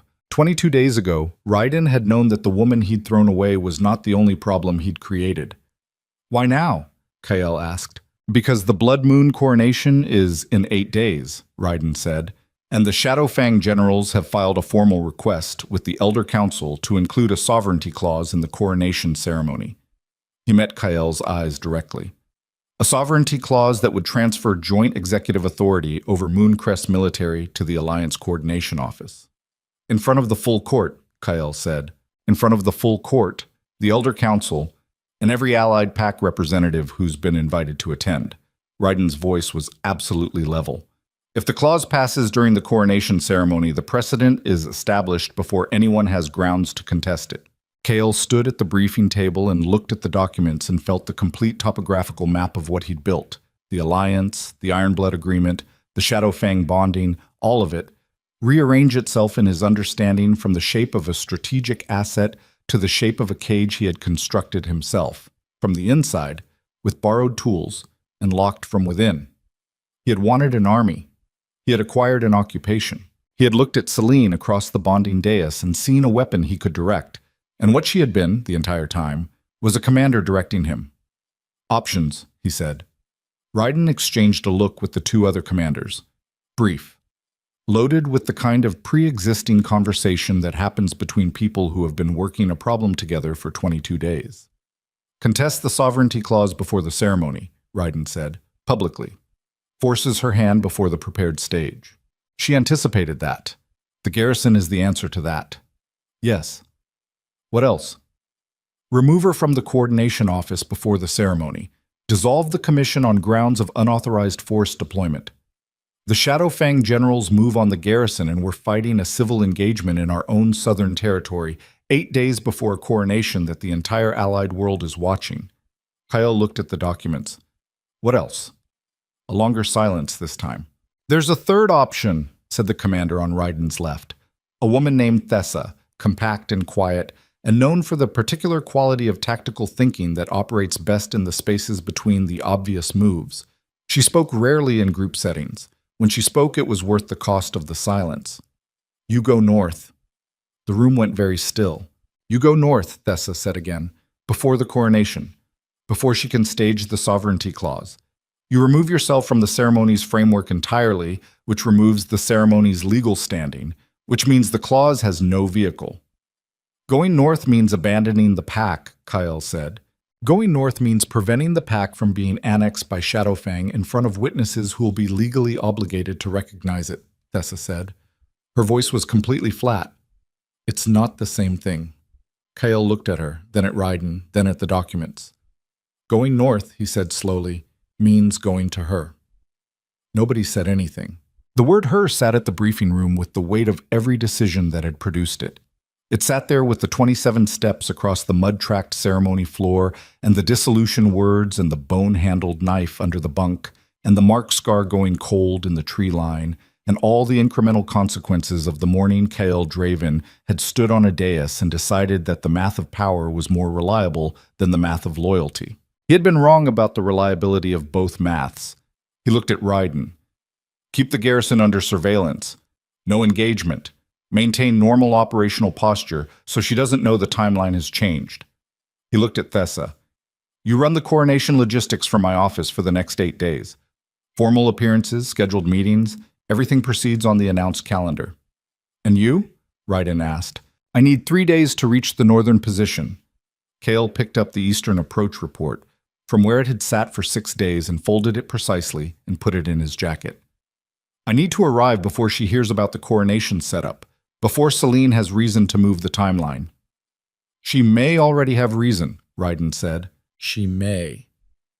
He looked at his commander for a moment, the man who had served his father and served him, who had held information for 22 days waiting for the right moment to deliver it, who was still here despite 22 days of watching the architecture of Kael's decisions reveal itself.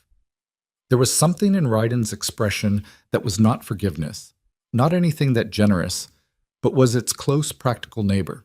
The look of a person who has decided to stay useful in a situation they didn't choose. Why are you still here, Ryden? Ryden looked at him without flinching. Because the pack isn't the alpha. The pack is the people. He held the eye contact. I serve the people. Kael nodded. Just once. The nod of a man receiving a correction he has no standing to dispute. He left the briefing room before the fire in the hearth had burned down another inch. He moved fast and quiet and without the usual escort, which was itself a gamble. An alpha moving alone through his own territory was either a statement of supreme confidence or a declaration of crisis, and the difference was visible to anyone paying attention.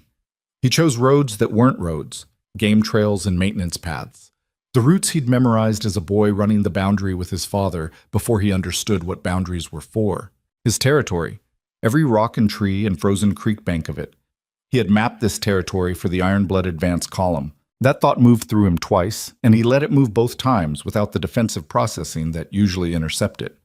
He had done it because the Ironblood cooperation represented a neutralized eastern threat and a military corridor he couldn't achieve through other means. And the northern settlements were rogues and holdouts and unaffiliated wolves who didn't answer to Mooncrest, and therefore their territory maps weren't a betrayal of his people, but a diplomatic currency exchange with acceptable collateral.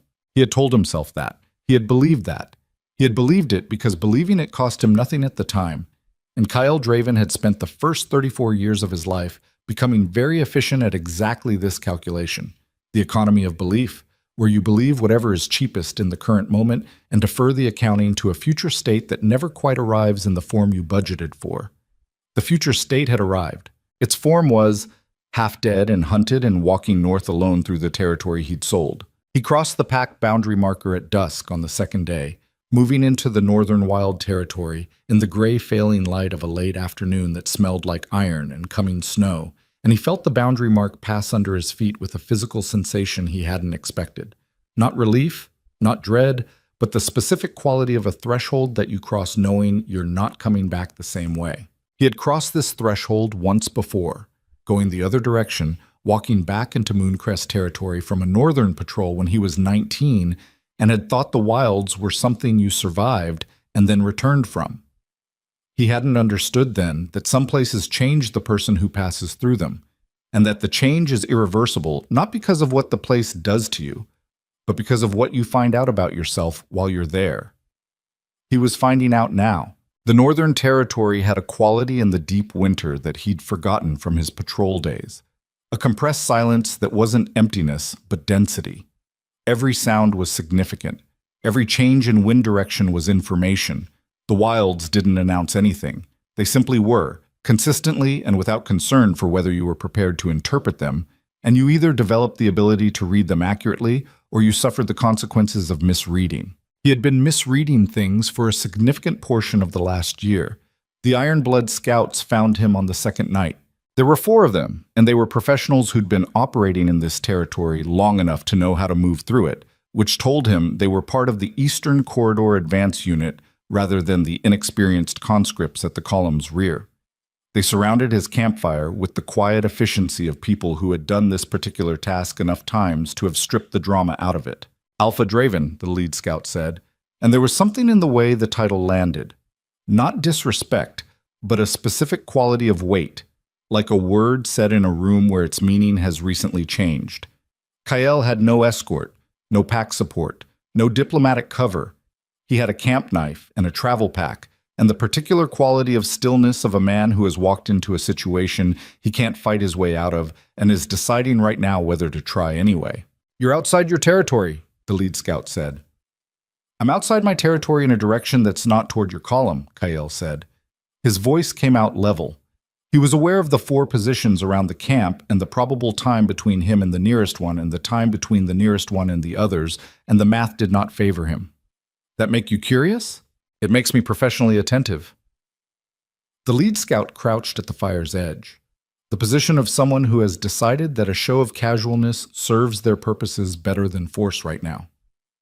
The Mooncrest Alpha walks alone into the northern wilds during Blood Moon Coronation Week. No escort, no pack announcement. That's a specific set of conditions. It is, Kael agreed. Shadowfang would pay significantly for your location right now. The word significantly sat in the cold air between them with its full economic weight. Kael looked at the lead scout across the fire.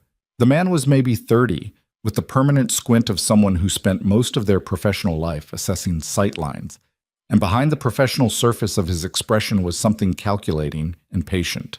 Shadowfang will control Mooncrest's military commission in 7 days if the coronation ceremony proceeds as planned, Kael said. If that happens, your Ironblood column loses its cooperative agreement with Mooncrest and gains an adversarial force on its western flank, because Shadowfang's interest in the eastern corridor is the corridor itself, not Ironblood access to it. He held the scout's gaze.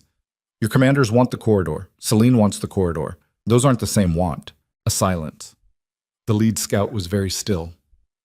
What I'm doing in the northern wilds, Kael said, is trying to prevent a sequence of events that ends with Shadowfang holding the western position your column needs for the spring advance. He paused.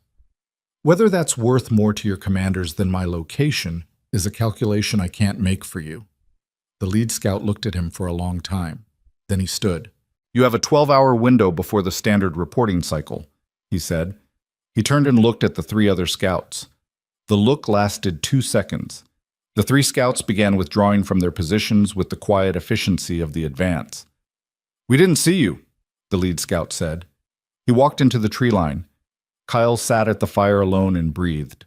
He had talked his way through it. He had read the scout's professional calculation accurately, and he had found the lever and he had applied it precisely, and he was still breathing, and none of that changed what he felt sitting alone in the northern dark, which was the specific cold weight of a man who is alive because he is still useful to someone else's agenda, and who understands for the first time with full body-depth clarity that this is not the same as being worth something. He had confused useful and worth for a very long time. He had made a woman he loved feel worthless in the execution of being useful to his plans. He sat with that. He didn't process it into something more bearable. He sat with the unprocessed weight of it, the way you sit with a wound you've been running on that you've finally stopped long enough to feel. Then he put out the fire and moved north. He reached the outer edge of the celestial territory. He'd heard it called that in the scout reports, heard the name move through Ironblood intelligence dispatches with the specific quality of a phrase being used carefully, the way professional soldiers use words for things that don't fit their existing frameworks. At midday, on the 3rd day. He knew when he'd entered it not by any visible marker, but by the change in the air. Something mineral and electric, older than anything he had reference for, that settled on the skin the way extreme cold settles. Not from outside, but from everywhere at once, as though the air itself had a different composition. He kept moving. The first wolf he encountered was one of the relay network sentries, a young woman who couldn't have been more than 22, posted at a natural approach point in the rocky terrain with the body language of someone who had been doing this long enough to have become relaxed about it, which told him more about the operational culture she was part of than anything else could have.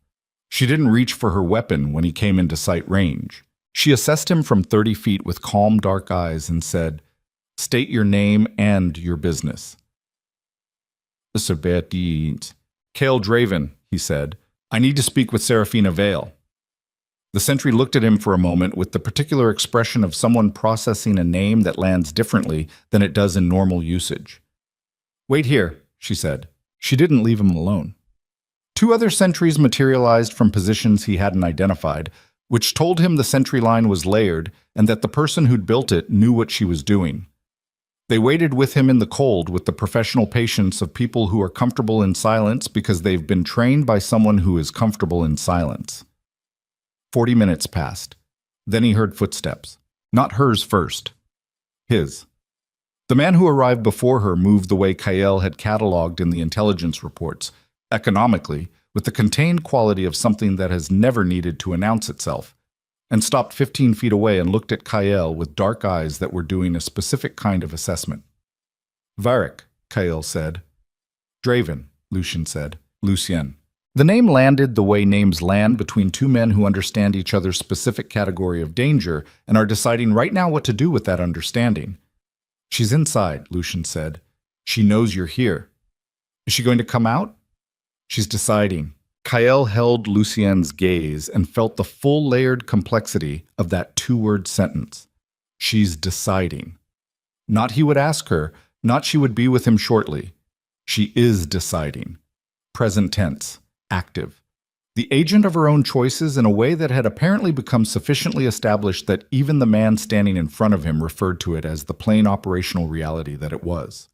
She doesn't owe me the meeting, Kael said. No, Lucien said, she doesn't. Another silence. The kind between men who are not enemies in any clean sense and are not friends in any sense at all, who are standing in a cold field because the same woman is somewhere behind a door making a decision that affects them both, for different reasons and in vastly different ways. The iron blood won't stop, Kael said. It wasn't an overture, it was information. He gave it because it was accurate and because he had stopped, somewhere in the last 3 days, performing the careful economy of strategic disclosure. He was too tired for the economy. The eastern column is the front. The force behind it is 3 times the size, and it's not scouting, it's staging. Lucien's expression didn't change, but something in his eyes shifted. The blood moon coronation, Kael continued. Celine has a sovereignty clause. We know, Lucien said. Kael stopped. We've had eyes in the Southern Territory for 6 weeks, Lucien said. He said it without any performance, any deliberate effect. Just fact, delivered cleanly. 6 weeks. Kael did not let his face show what that number did inside his chest. 6 weeks ago, he had still been managing the Eastern Corridor negotiations. 6 weeks ago, the garrison increase had been 8 days old. 6 weeks ago, he had still been operating in the belief that the Northern Territory was a place where a woman he'd wronged was surviving in adversity, not a place from which an organized intelligence operation was watching his Southern Territory with more accuracy than his own command structure. She's been watching me, he said. She's been watching everything, Lucien said. Not unkindly, with the specific tone of someone delivering a correction that the recipient has a right to receive accurately. That's different. The door behind Lucien opened, and Kael saw her. She was not the woman he had cast out beneath the storm-filled sky. She was not the wolf who had stood in the mud-tracked ceremony hall with dried patrol blood on her jacket and 11 years of trust dissolving on her face. She was not the version of Serafina Vale he had filed in his memory on the morning he made the decision that had led to all subsequent decisions. She was something his memory didn't have a file for. She stood in the doorway of a stone structure built into the northern rock face, and she was dressed in traveling clothes that had seen serious field use, and she was watching him with gray-green eyes that held nothing he could use as leverage. Not anger, not residual pain, not the particular vulnerability of someone who still cared enough to be hurt. She looked at him with the flat, precise assessment of a general looking at a situation she has already mapped from multiple angles and is now seen from the final angle. Kael stood 15 feet away and felt the specific, complete sensation of arriving too late at a place you should have been first. He had come north to ask for help. He had arrived at the court of a queen. His knee hit the ground before he consciously decided to put it there. He looked up at her and said the only thing that was true. I was wrong.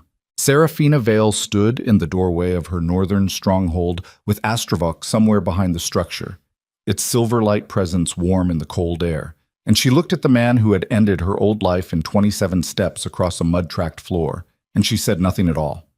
The silence she gave him was not cruelty.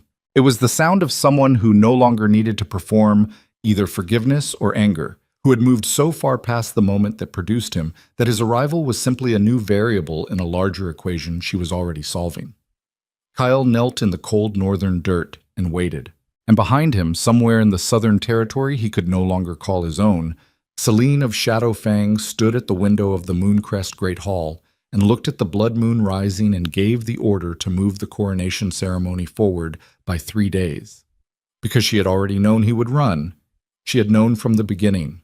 She had built the cage to make sure that when he ran, he would run in exactly the direction she needed him to run, toward exactly the woman whose power she needed brought into motion, because Selene of Shadowfang had not come to Mooncrest to rule one kingdom. She had come to inherit the war that destroyed them both. The silence Seraphina gave Kael lasted exactly long enough for him to feel every second of it, in his knees against the frozen ground. Then she said, "Get up." Not forgiveness, not acknowledgement. An operational instruction delivered with the same flat precision she used for everything else. And Kael understood as he rose that this was the precise nature of what he'd come to. Not absolution, not a reckoning of the personal kind, but the specific mercy of being treated as a variable in a larger problem, rather than as the wound he'd become in his own accounting. He got up. "Selene moved the coronation," Seraphina said. She was already walking back through the doorway, not waiting to see if he followed. 3 days forward, which means she knew you'd run the moment she filed the sovereignty clause, which means the clause wasn't the play. She moved through the interior of the stone structure with the efficiency of someone navigating a space they know in the dark. The play was getting you out of Mooncrest before the ceremony, so the Elder Council has no alpha presence to contest the transfer. "I know," Kael said. She stopped, turned and looked at him over her shoulder with those gray-green eyes. "I know," he said again. "I walked into it. I knew when I walked into it, and I walked into it anyway because the alternative was staying in Mooncrest and fighting a garrison engagement with Shadowfang units inside my own southern perimeter, and I didn't have—" He stopped, pressed his jaw closed, opened it again. "I didn't have the forces to hold it, not after the command structure fracture, not with the Ironblood aligned on the eastern approach." Seraphina held his gaze for 3 seconds. Then she turned and kept walking. "Sit down. There's food." Lucien was already at the situation table when they entered the main room, and the table told Kael everything about the operation he'd walked into.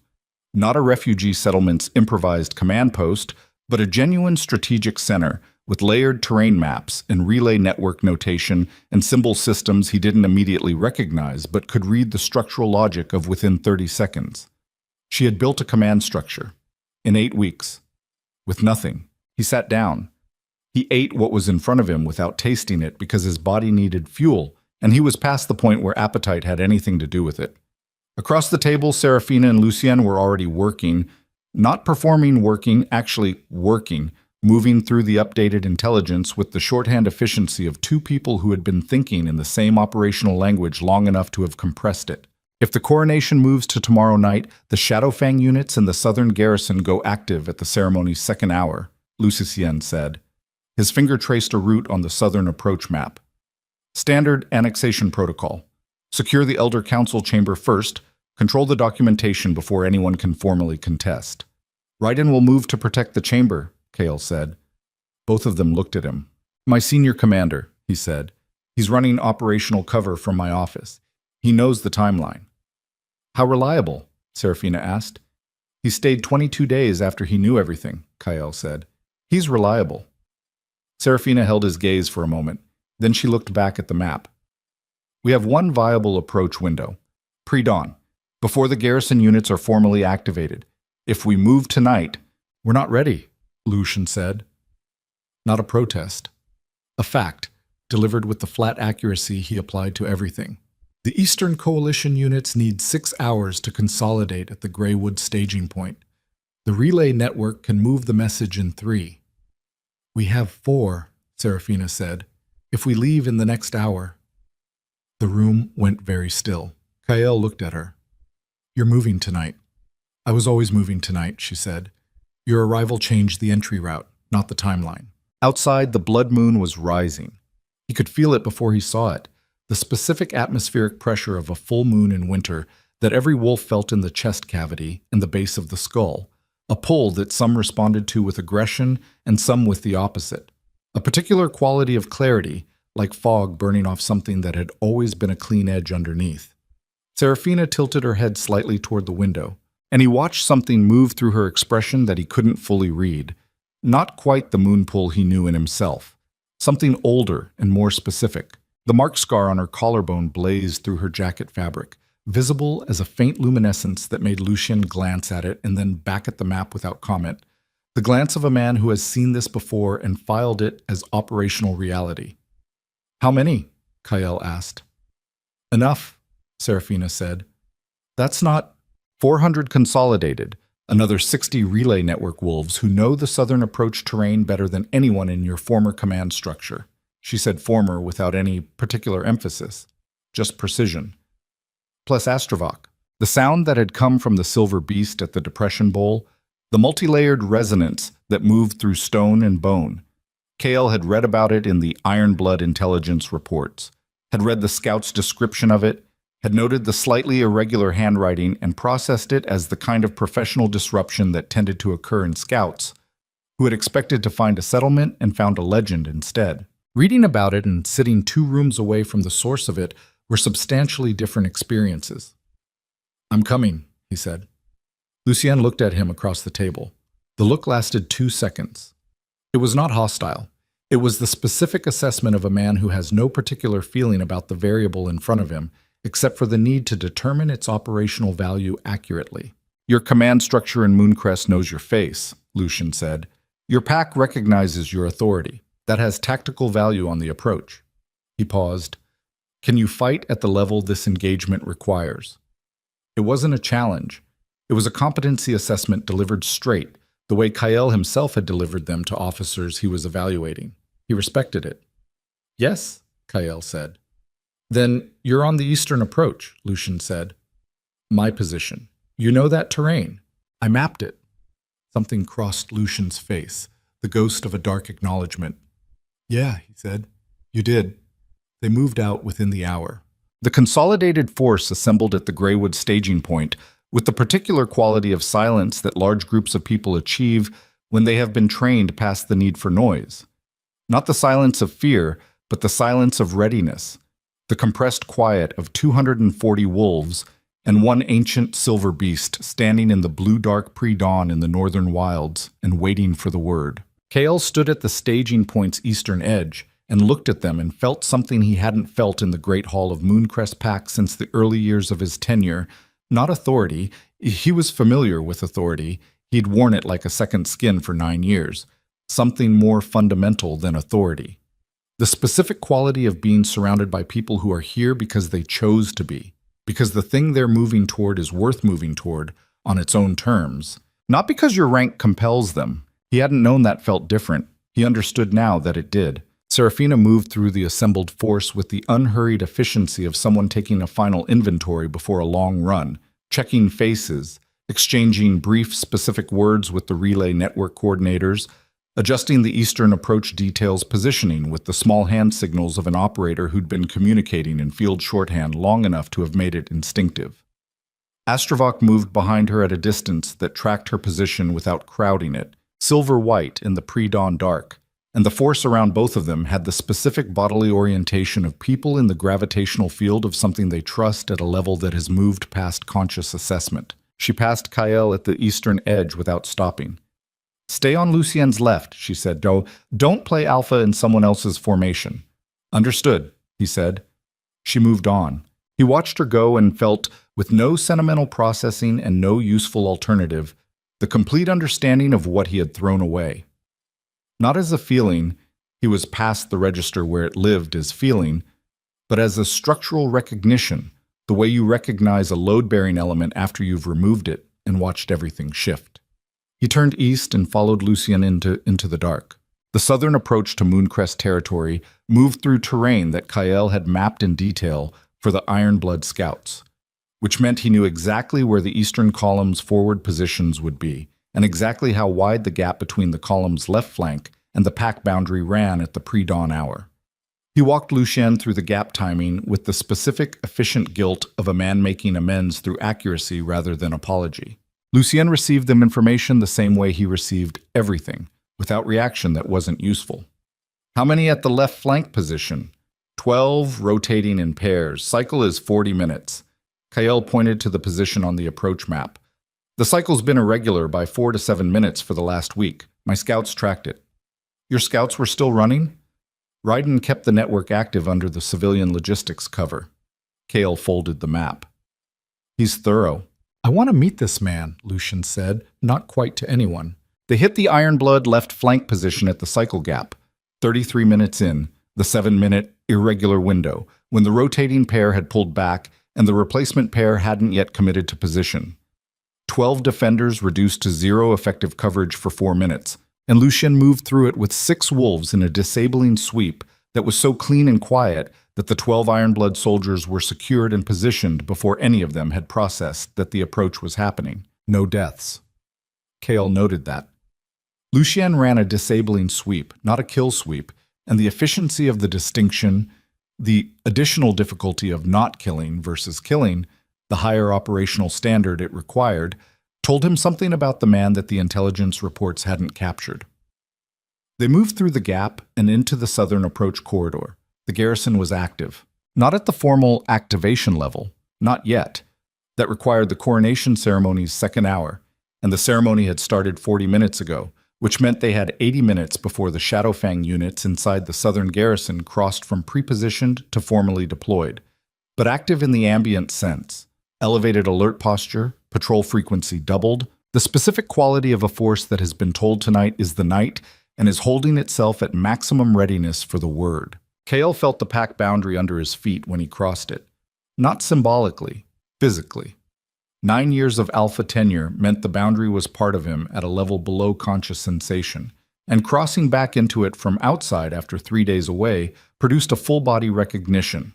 His pack, his land, his people's ground under his boots, that hit him in the chest with an intensity that stripped whatever remained of the careful strategic detachment he'd been maintaining. Lucian felt him change, looked at him sideways. "Stay focused," Lucian said quietly. "I am," Kale said. "You just went somewhere else for 2 seconds." "I'm back," Kale said. South corridor, 50 yards. Second patrol pair at the garrison's eastern access. They rotate counterclockwise. Lucian moved. The main assault came from the north and west simultaneously. Serafina's force hitting the garrison's perimeter at 2 points, while Lucien's eastern approach sealed the exit corridor. The timing required synchronization across 3 terrain-separated units with no communication technology, which meant it required trust in the relay signals, in the people reading the signals, in the training that had produced people who could read them accurately under pressure. Kael heard the North assault engage Gol. Not loudly, the force was disciplined, but the compressed sound of a large coordinated movement is different from patrol sound in ways you learn to distinguish. And he moved on Lucien's left through the eastern corridor with his heart hitting his ribs at a frequency he recognized from the early years of his tenure. The years before he'd gotten so good at the architecture of command that he'd stopped being in the middle of things. He was in the middle of things. A Shadowfang garrison soldier came out of the darkness to his right, and Kael met him without thinking. Not with tactical elegance, but with the unrefined efficiency of a man who has been an alpha long enough that physical threat response has been compressed into something below decision-making. He took the hit across his left shoulder that the soldier had aimed at his neck, gave up the pain, and used the forward momentum to drive the soldier into the wall of the corridor, hard enough that the fight ended before it fully started. His shoulder was going to be a problem. He noted it and kept moving. The eastern access door was 30 yards ahead, then 20. Then a Shadowfang unit of 8 stepped into the corridor from a side access he hadn't accounted for, because it wasn't on the maps he'd given the Ironblood, because it was a maintenance access built after the last survey. And Kael had 2 seconds to register the tactical problem before the unit's lead soldier pointed at him and said, "That's Draven," and the unit moved. Lucian hit the unit's left flank from a side position Kael hadn't known he'd taken, which meant Lucian had been reading the corridor layout as they moved and had positioned himself for exactly this contingency, which meant he thought 3 moves ahead as a default setting and didn't announce it.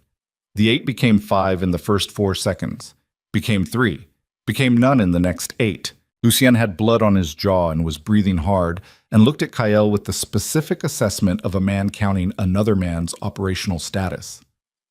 "Shoulder," Kael said. "Bad?" "Functional." "Then move." They hit the eastern access door and Kael put his weight into it, and the door came open into the garrison's interior courtyard, where the full shape of the engagement was visible for the first time. And the shape was that Serafina's force had done what it came to do. The garrison's Shadowfang units had been expecting a formal deployment order from the ceremony, not a pre-dawn assault from a direction their intelligence hadn't mapped. The expectation gap was the entire margin of the fight. A force expecting to activate has a different readiness profile than a force in an active engagement, and the difference in those profiles was visible in the garrison courtyard, in the form of Shadowfang soldiers who were well-trained but reacting rather than executing, whose cohesion was breaking down at the unit level because the scenario they were breaking down in wasn't the scenario they'd prepared for. Above the garrison, on the elevated walkway that ran along the southern wall, Serafina moved. Not the way he'd seen her move in the ceremony hall, in the ordinary motion of a person navigating a room. The way she moved now had no analogs in his memory. She moved through the engagement with the fluid inevitability of something that belongs in the space it occupies in a way that most things don't. Every decision already made, every angle already read. The specific quality of someone operating at the intersection of 11 years of training and something older and more fundamental that the training had prepared the container for without knowing what it was going to hold. The mark scar blazed. Around her, the people she'd built in 8 weeks from nothing fought with the specific ferocity of people who have something worth fighting for, rather than something worth fighting to keep. And the distinction was visible in the body mechanics. Less preservation, more commitment, the extra margin that comes from people who have already calculated the worst case and made their peace with it. Kael fought through the courtyard and felt, for the first time in years, the specific exhaustion of a man spending himself fully rather than managing a resource. His shoulder screamed. He was bleeding from somewhere above his left eye. His lungs were telling him things he wasn't listening to. He kept moving. The garrison was collapsing. And then a voice cut across the courtyard from the southern wall's command platform. Clear, controlled, carrying the specific resonance of someone who had expected this moment and prepared her lines for it. Hold. Celine. She stood on the command platform with 6 of her personal guard positioned behind her and her black and silver formal wear exchanged for traveling clothes, which told Kael she'd been planning her exit before the ceremony started. She held something in her right hand, a document cylinder, the kind used for sealed official communications, the kind that carried the Elder Council's stamp, the kind that carried binding territorial authority. The courtyard didn't fully stop, but it shifted, the engaged combat pulling to a lower intensity as the quality of her voice and what she was holding registered across the space. The Elder Council signed the Sovereignty Clause 40 minutes ago, she said. Her voice was calm, the calm of someone delivering a prepared statement to a prepared audience. Under the coronation law, a signed sovereignty clause during the ceremony's first hour becomes binding upon the ceremony's conclusion. The ceremony concludes. She glanced upward, a deliberate gesture toward the blood moon at its apex. In 20 minutes. 20 minutes. Serafina stood on this elevated walkway and looked at Celine across the courtyard. The two women held the look for 3 seconds. You need me to stop, Celine said. And to stop me, you need to destroy that document before the ceremony concludes. Her voice shifted, still controlled, but underneath it a quality that Kael recognized as genuine, not fear. Something that had learned to present as composure so long that most people couldn't find the seam. You're going to tell me you have the numbers. You do. You're going to tell me you have the power. She looked at the mark scar's luminescence with those flat, assessing eyes. Maybe you do. But that document is in a sealed cylinder with a duplicate in the Elder Council chamber and another duplicate on its way east to the Ironblood Command by messenger who left before your assault began. She smiled. It was the smile of a chess player who has reached the move she built the opening for. Destroy this one. The others sign your coalition into an illegal force under 4 separate territorial treaties. Every pack you've built collapses inside 30 days. Serafina didn't move. Surrender this garrison, Celine continued, and I give you the Eastern Coalition territories as a formal autonomous region under the Continental Compact. Your people keep what they've built. No Ironblood, no Shadowfang, clean borders. She tilted her head. Or fight me and win and spend the next 2 years in a legal war that kills everything you built in 8 weeks. The courtyard held its collective breath.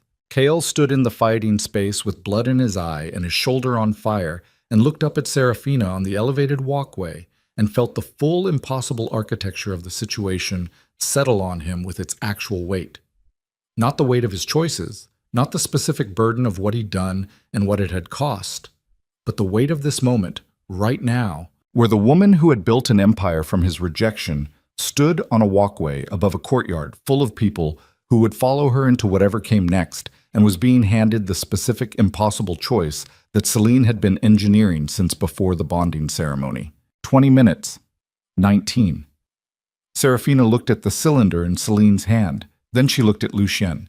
He was already looking at her. Had been since Celine started speaking. His expression carried something Kael could read from 30 feet. Not the operational assessment he usually wore, but the specific, unguarded look of a man who has decided that whatever she decides, he has already committed to the cost of standing beside it. Serafina looked back at Celine. "You built this from the beginning," Serafina said. Her voice came out even.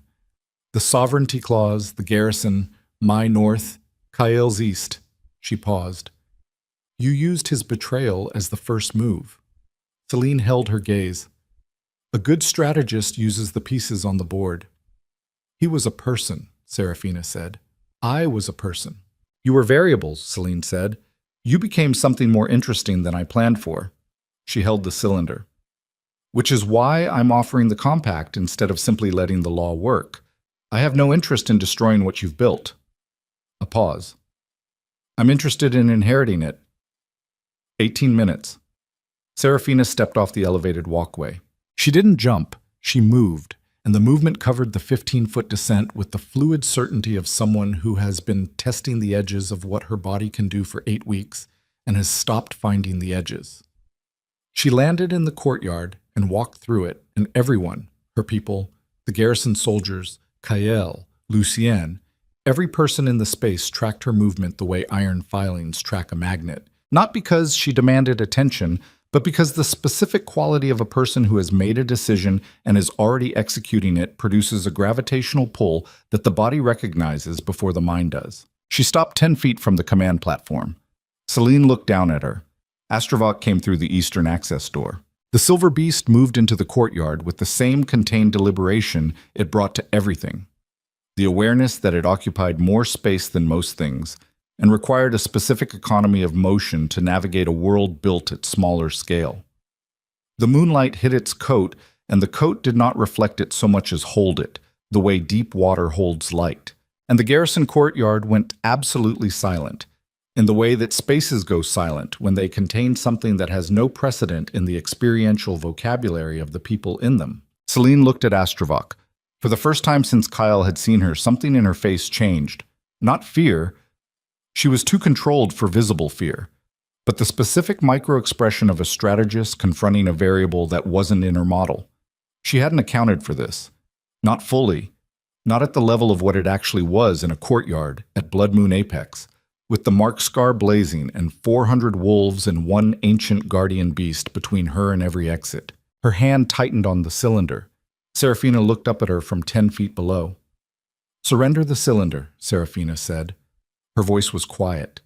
The quiet of absolute certainty, which is the most dangerous register a voice can occupy because it contains no performance, and therefore no gap between the sound and the intention. "Call your messenger back." "And if I don't?" Serafina held her gaze. "Then we find out," she said, "what 20 minutes actually costs." Celine looked at her, at Astravok, at the 400 wolves in the courtyard, and the ones visible through every access point, and the blood moon overhead blazing silver-white at full apex, and the mark scar's luminescence moving in Serafina's collarbone like a second heartbeat. She looked at the cylinder in her hand. 17 minutes. And somewhere in the city beyond the garrison walls, the blood moon coronation ceremony was in its final movement. The Elder Council chamber was lit and full, and the duplicate document was sitting on a table that one person was about to reach or not reach in the next 17 minutes, and Lucien Varek was already moving toward the exit because he had been reading the situation since Celine started talking and had already identified the only variable that could still change the outcome. And Celine's 6 personal guards stepped forward simultaneously, and Serafina's hand went to her collarbone, and Astravok's sound filled the courtyard.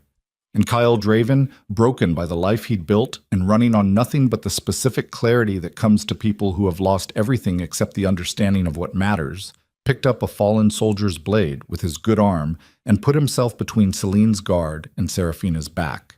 And everything in this courtyard moved at once.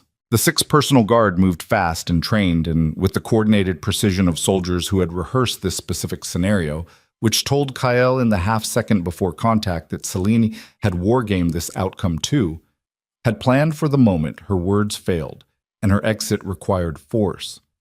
He was already inside the first guard's reach before the man had finished committing to his angle. His shoulder was wrong. He knew it was wrong.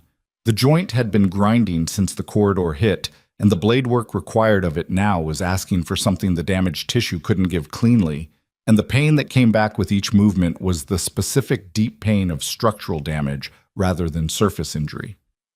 He operated through it the way he'd been trained to operate through everything that couldn't be fixed in the middle of a fight. Acknowledge, compensate, continue. The first guard went down hard. The second adjusted for what the first had shown him and came at a modified angle that was better, genuinely better. And Kyle took a cut across his forearm, trading for the position that let him drive the man's momentum into the third guard coming from his left. And then Serafina's people were moving, and the courtyard geometry shifted from Celine's favor to something else entirely. Lucien was already gone. Kale registered his absence in the peripheral way you register the absence of a reliable presence. A gap in the operational picture that meant Lucien had made a decision and executed it without announcing it, which by now Kyle understood was simply how Lucien operated. He'd identified the Elder Council chamber variable while Celine was still making her offer, and he'd moved on it the moment the courtyard went loud. The sixth personal guard became 4, became 2, became none, in the compressed, brutal arithmetic of a fight between people who are all trained and some of whom have something larger than training operating underneath it. Celine stood on the command platform with the cylinder in her hand and watched her guard dissolve, and her face did something Kyle had never seen it do in the months of their marriage. It lost its surface. Not all at once, not dramatically, but the controlled composure that had been her constant presentation cracked along lines that had apparently always been there, and underneath it was something younger and harder and genuinely afraid. Serafina reached the platform steps. Celine looked at her across the remaining distance with those lines still showing and said, "You won't make it to the chamber in time." "I don't need to," Serafina said. She held out her hand. Celine looked at the extended hand, at the mark scar blazing in Serafina's collarbone, at Astravok standing in the courtyard below with the blood moon overhead and 400 wolves watching in a silence so complete that the sound of the wind across the garrison walls was the loudest thing in the world. She looked at the cylinder. There is a specific moment in the life of a person who has built everything on the architecture of control, when the architecture finally and completely fails. When the variables refuse to resolve into the outcomes the model predicted, when the force she moved and the pieces she positioned and the 10,000 small precise decisions she made in service of a single vision turn out to have been insufficient. Not because the strategy was wrong, but because she failed to account for the specific unmeasurable quality of people who have been broken and chose to become something else instead of staying broken. Celine had accounted for Kyle's greed, had accounted for Serafina's pain, had not accounted for what pain survived and metabolized and turned outward into action actually produces in the people strong enough to survive it. She set the cylinder on the platform railing. "Call your messenger back," Serafina said. Celine looked at her for one more second. Then she raised 2 fingers in the signal pattern her personal guard used for abort protocol, directed it toward the garrison's north exit, and held it until the acknowledgement came back.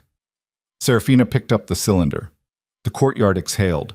Kale stood in the fighting space with blood running down his forearm and his shoulder a continuous source of information he was deliberately not processing yet, and watched Serafina hold the cylinder and felt something inside his chest do something he had no clean name for.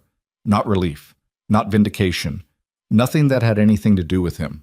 More like the specific sensation of watching something that was always supposed to happen finally happen. And understanding that your role in its happening was to be the obstacle it had to overcome rather than the force that produced it. He had made her. Not in the way builders make things, in the way obstacles make things, in the way resistance makes a blade. He sat down on the ground because his legs had apparently been waiting for the moment when he stopped needing them and had simply stopped.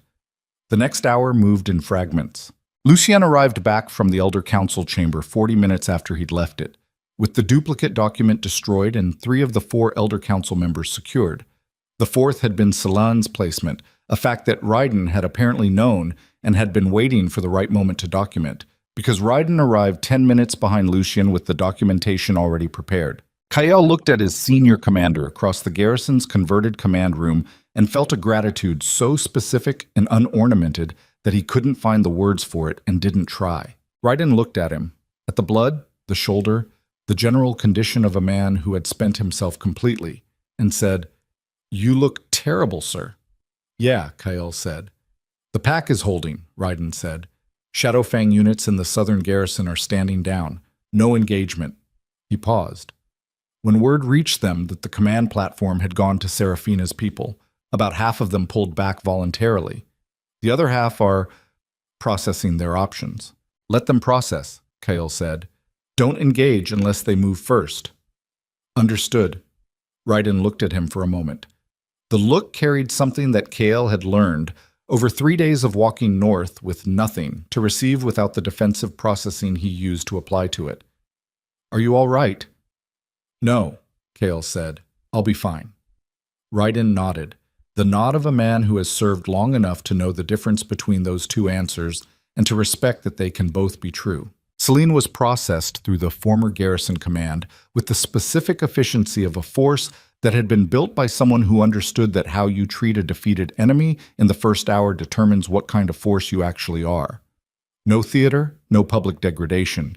She was secured, her conditions were livable, and she was informed clearly and once of her situation and what would follow. She received this information with the composure that had come back to her face in the 20 minutes since the cylinder left her hand. Thinner now, less architectural, but present. She and Serafina were in the same room for 3 minutes, alone. Kael didn't know what was said. Nobody did. Serafina came out with an expression he couldn't fully read. Not satisfaction, not residual anger, something more complex than either. The expression of a person who has just had a conversation that cost something but was necessary to have. Lucien was waiting outside the door. He looked at her face and didn't ask. She looked back at him, and the look between them was the kind that people exchange when they have been through enough together that language has become a secondary communication system.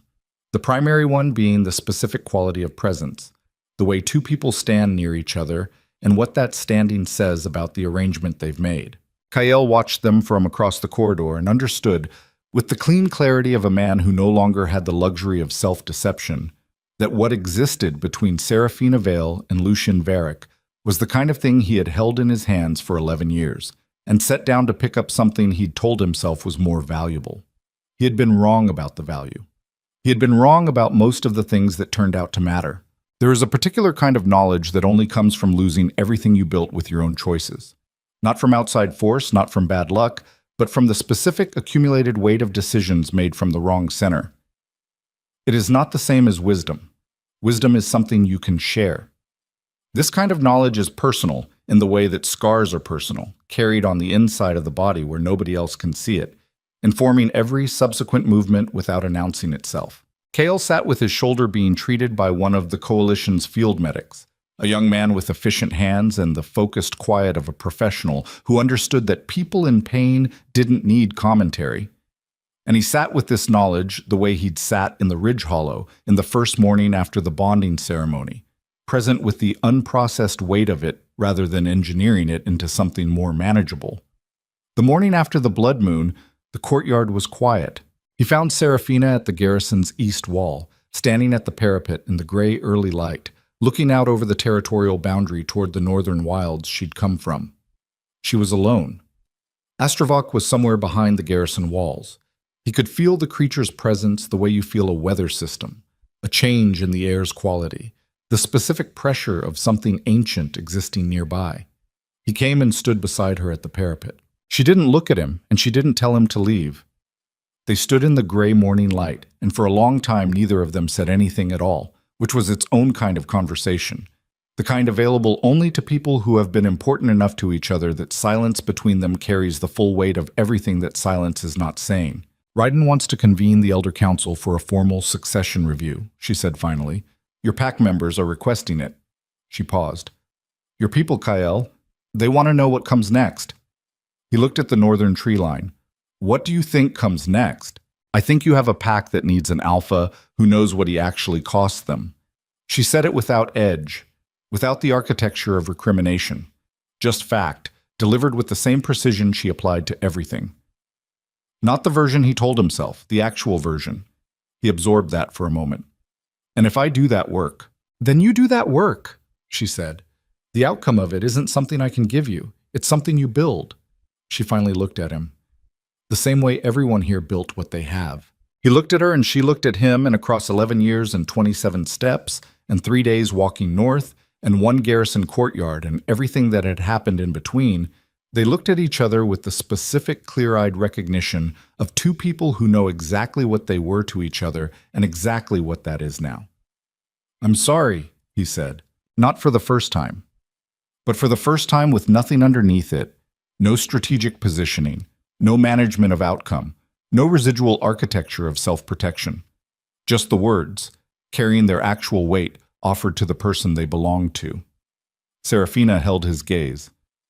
I know, she said, not forgiveness, not absolution, something more durable than either, acknowledgement. The specific recognition of a person who has moved far enough past a wound that she can see it accurately without it touching her, the way you can describe the geography of a place you've left. She looked back at the north. The coalition packs need a charter, she said, something that establishes the compact formally so it holds past this moment. Past me.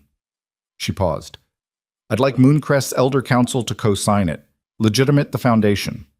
He understood what she was offering and what it required. I'll need to earn the council's trust back first. Yes, she said. You will. The simplicity of it, the complete absence of cushioning or mitigation, was the most honest thing anyone had said to him in longer than he could accurately calculate. He had surrounded himself for years with people who managed their honesty around his rank, who delivered truth in the careful packaging of deference, and he had mistaken the packaging for the relationship and the deference for loyalty, and had made every decision from inside that mistaken framework. Standing at a parapet in the gray morning with the woman he'd wronged most telling him plainly that yes, he had a long road, and yes, it was his to walk, was not a punishment. It was the first genuinely clean thing that had happened to him in a very long time. He nodded, looked north. The Iron Blood Eastern column is still staged. I know, she said. That's the spring problem. She glanced at him sideways briefly. We'll need Mooncrest's Eastern approach intelligence. The real version, not the maps you gave them. I'll get you the real version, he said. She accepted that with a nod and said nothing more. He left her at the parapet standing in the gray light looking north, which was the direction she had come from, and apparently the direction she always oriented toward now, north, toward the territory she'd built from nothing, toward the cold and the wild, and the place where a woman with a dead bond mark and a patrol kit had walked into the dark and found out what she was made of. The coronation happened at midday. Not Celine's engineered ceremony, not the formal architecture of sovereignty clauses and elder council maneuvers. Something simpler and more permanent than any of that. The coalition wolves assembling in the garrison's outer yard under the winter sun, and Serafina Vale standing before them not in ceremonial formal wear, but in the traveling clothes she'd been wearing since the Northern Territory, still carrying the marks of the previous night's engagement, her dark hair loose and the mark scar blazing silver-white at her collarbone in the midday light. Astrovok came out of the garrison walls and stood behind her, and the assembled wolves went quiet with the deep bone-level quiet of people in the presence of something that puts their own scale in accurate proportion. Lucian stood at her left. Ryden, who had driven 3 hours through the night from Mooncrest at the first relay message and arrived with 20 of Kael's most loyal command officers in tow, stood at her right. Kael stood in the crowd. He had chosen it, had been offered a formal position in the ceremony's presentation, and had declined because some understanding that had been building through the last 72 hours of walking and fighting and sitting with the unprocessed weight of his own choices had finally resolved into something actionable. That the first genuine thing he could do, the first truly unmanaged choice he could make, was to stand in the crowd and be one person in a gathered body of people rather than the man at the center of the frame. The Elder Council's lead member administered the formal declaration in the compact's language, which Serafina had drafted herself in the Northern Territory during a 2-day period that Cav had described to Kael as looking like a woman finishing something she'd started a long time ago without knowing it. When the declaration was read, the 400 assembled wolves did not cheer in the way coronation ceremonies were traditionally cheered, with performance, with the orchestrated volume of a crowd responding to a cue. The sound that came from them was something more involuntary. The sound of people who have been afraid for a long time and have arrived at the specific moment when fear gives way, not to safety. Safety was a different, quieter thing, but to the understanding that they are standing with someone worth standing with. Astravok raised its voice to the winter sky. The sound moved through the garrison walls and out across the territorial boundary and north into the wilds where the scattered packs would hear it and know what it meant before any messenger could arrive to explain, and south through Mooncrest's boundary where the pack wolves standing in their territory would feel it in their chests and their bones, and the marketplaces where bonds had been made and some had been broken and life had continued regardless. Kael felt it move through him. He stood in the crowd with his shoulder bound and his arm wrapped, and the specific, clean exhaustion of a man who has spent everything he had and found that the spending was necessary, and he felt the sound of the ancient guardian beast pass through his chest cavity and settle somewhere low and permanent in him. He had wanted to be the most powerful thing in the territory. He had achieved it for a while in the way that the loudest sound in a room achieves it, by volume rather than depth, by force rather than weight. And he had looked out from the height of it and seen everything he possessed and had made the calculation that more was available if he reached for it, and had reached, and in reaching had let go of the thing he'd been standing on. Power gained through fear required constant maintenance, power that people gave you because you'd earned it, because you'd stood in their corridor when the garrison unit came, because you'd provided the maps that mattered instead of the maps that served you, because you'd walked into a crowd and become one person in it. That kind of power didn't need maintenance. It needed only to be deserved. He was at the beginning of deserving it again. That was not nothing. Standing in the crowd below the midday winter sun, watching Serafina Vale receive the weight of a continent's trust, with the same steadiness she'd brought to standing at the edge of the bowl in the northern dark, and naming something ancient in the dark, Kael Draven understood the thing that all the years of accumulated intelligence and tactical precision and carefully managed self-belief had not been able to produce in him. That the person you could have been is not a ghost. It is a direction. It is available until it isn't. And the cost of arriving at it late is not that you missed it. The cost is that you have to build toward it knowing exactly what you spent to get there, with nothing to soften that accounting and no one obligated to make it easier. He was going home. Not to the hall that smelled like pine resin and the residue of ceremonies that had gone wrong. Not to the architectural version of authority he'd built and watched collapse. To the actual people. Ryden and the command officers who'd stayed, the pack wolves who'd held the boundary through a leadership crisis, the junior officers he'd trained who were still there, still running patrol routes, still doing the ordinary necessary work of maintaining a territory's safety because someone had to, and they had decided to be the ones. He would convene the Elder Council. He would stand in front of them without the management of outcome he usually brought to formal proceedings, and he would give them the accurate accounting of what had happened and what it had cost, and what he intended to do about it. He would co-sign the coalition compact. He would provide the real Eastern approach maps. He would do the work, not because it would earn him anything specific, not because it would restore what he'd lost or close the distance between who he'd been and who he was capable of being, but because it was right, in the plain, unfashionable sense of the word, and because he had spent years treating right as a variable to be managed rather than a fixed point to navigate by. And he was done managing it. Across the yard, Serafina stood with Lucian at her side and Astravok behind her, and the silver midday light on the mark scar that had once been his and was now the most visible symbol of something larger than either of them, and she looked at the gathered wolves with the expression of a person who has arrived somewhere they were always going without knowing it.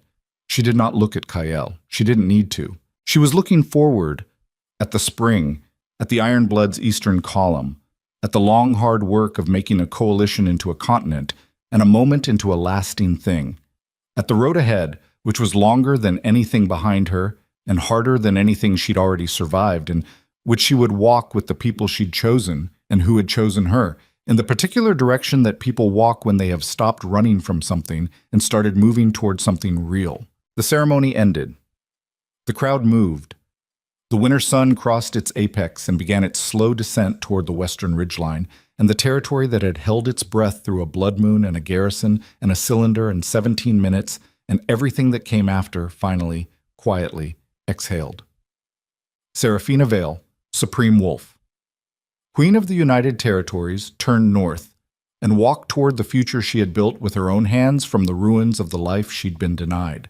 Behind her, the ancient silver beast followed, and the wind off the northern wilds carried the sound of Astrovok's voice all the way south, all the way to the boundary markers and beyond, until every wolf on the continent who heard it understood, in the old wordless way that certain truths arrive, below language and above argument, that something had changed, something irreversible, something that had begun the night a storm-filled sky watched a woman walk into the dark alone, and had ended here, in the winter light, with the dark behind her and everything worth building still ahead.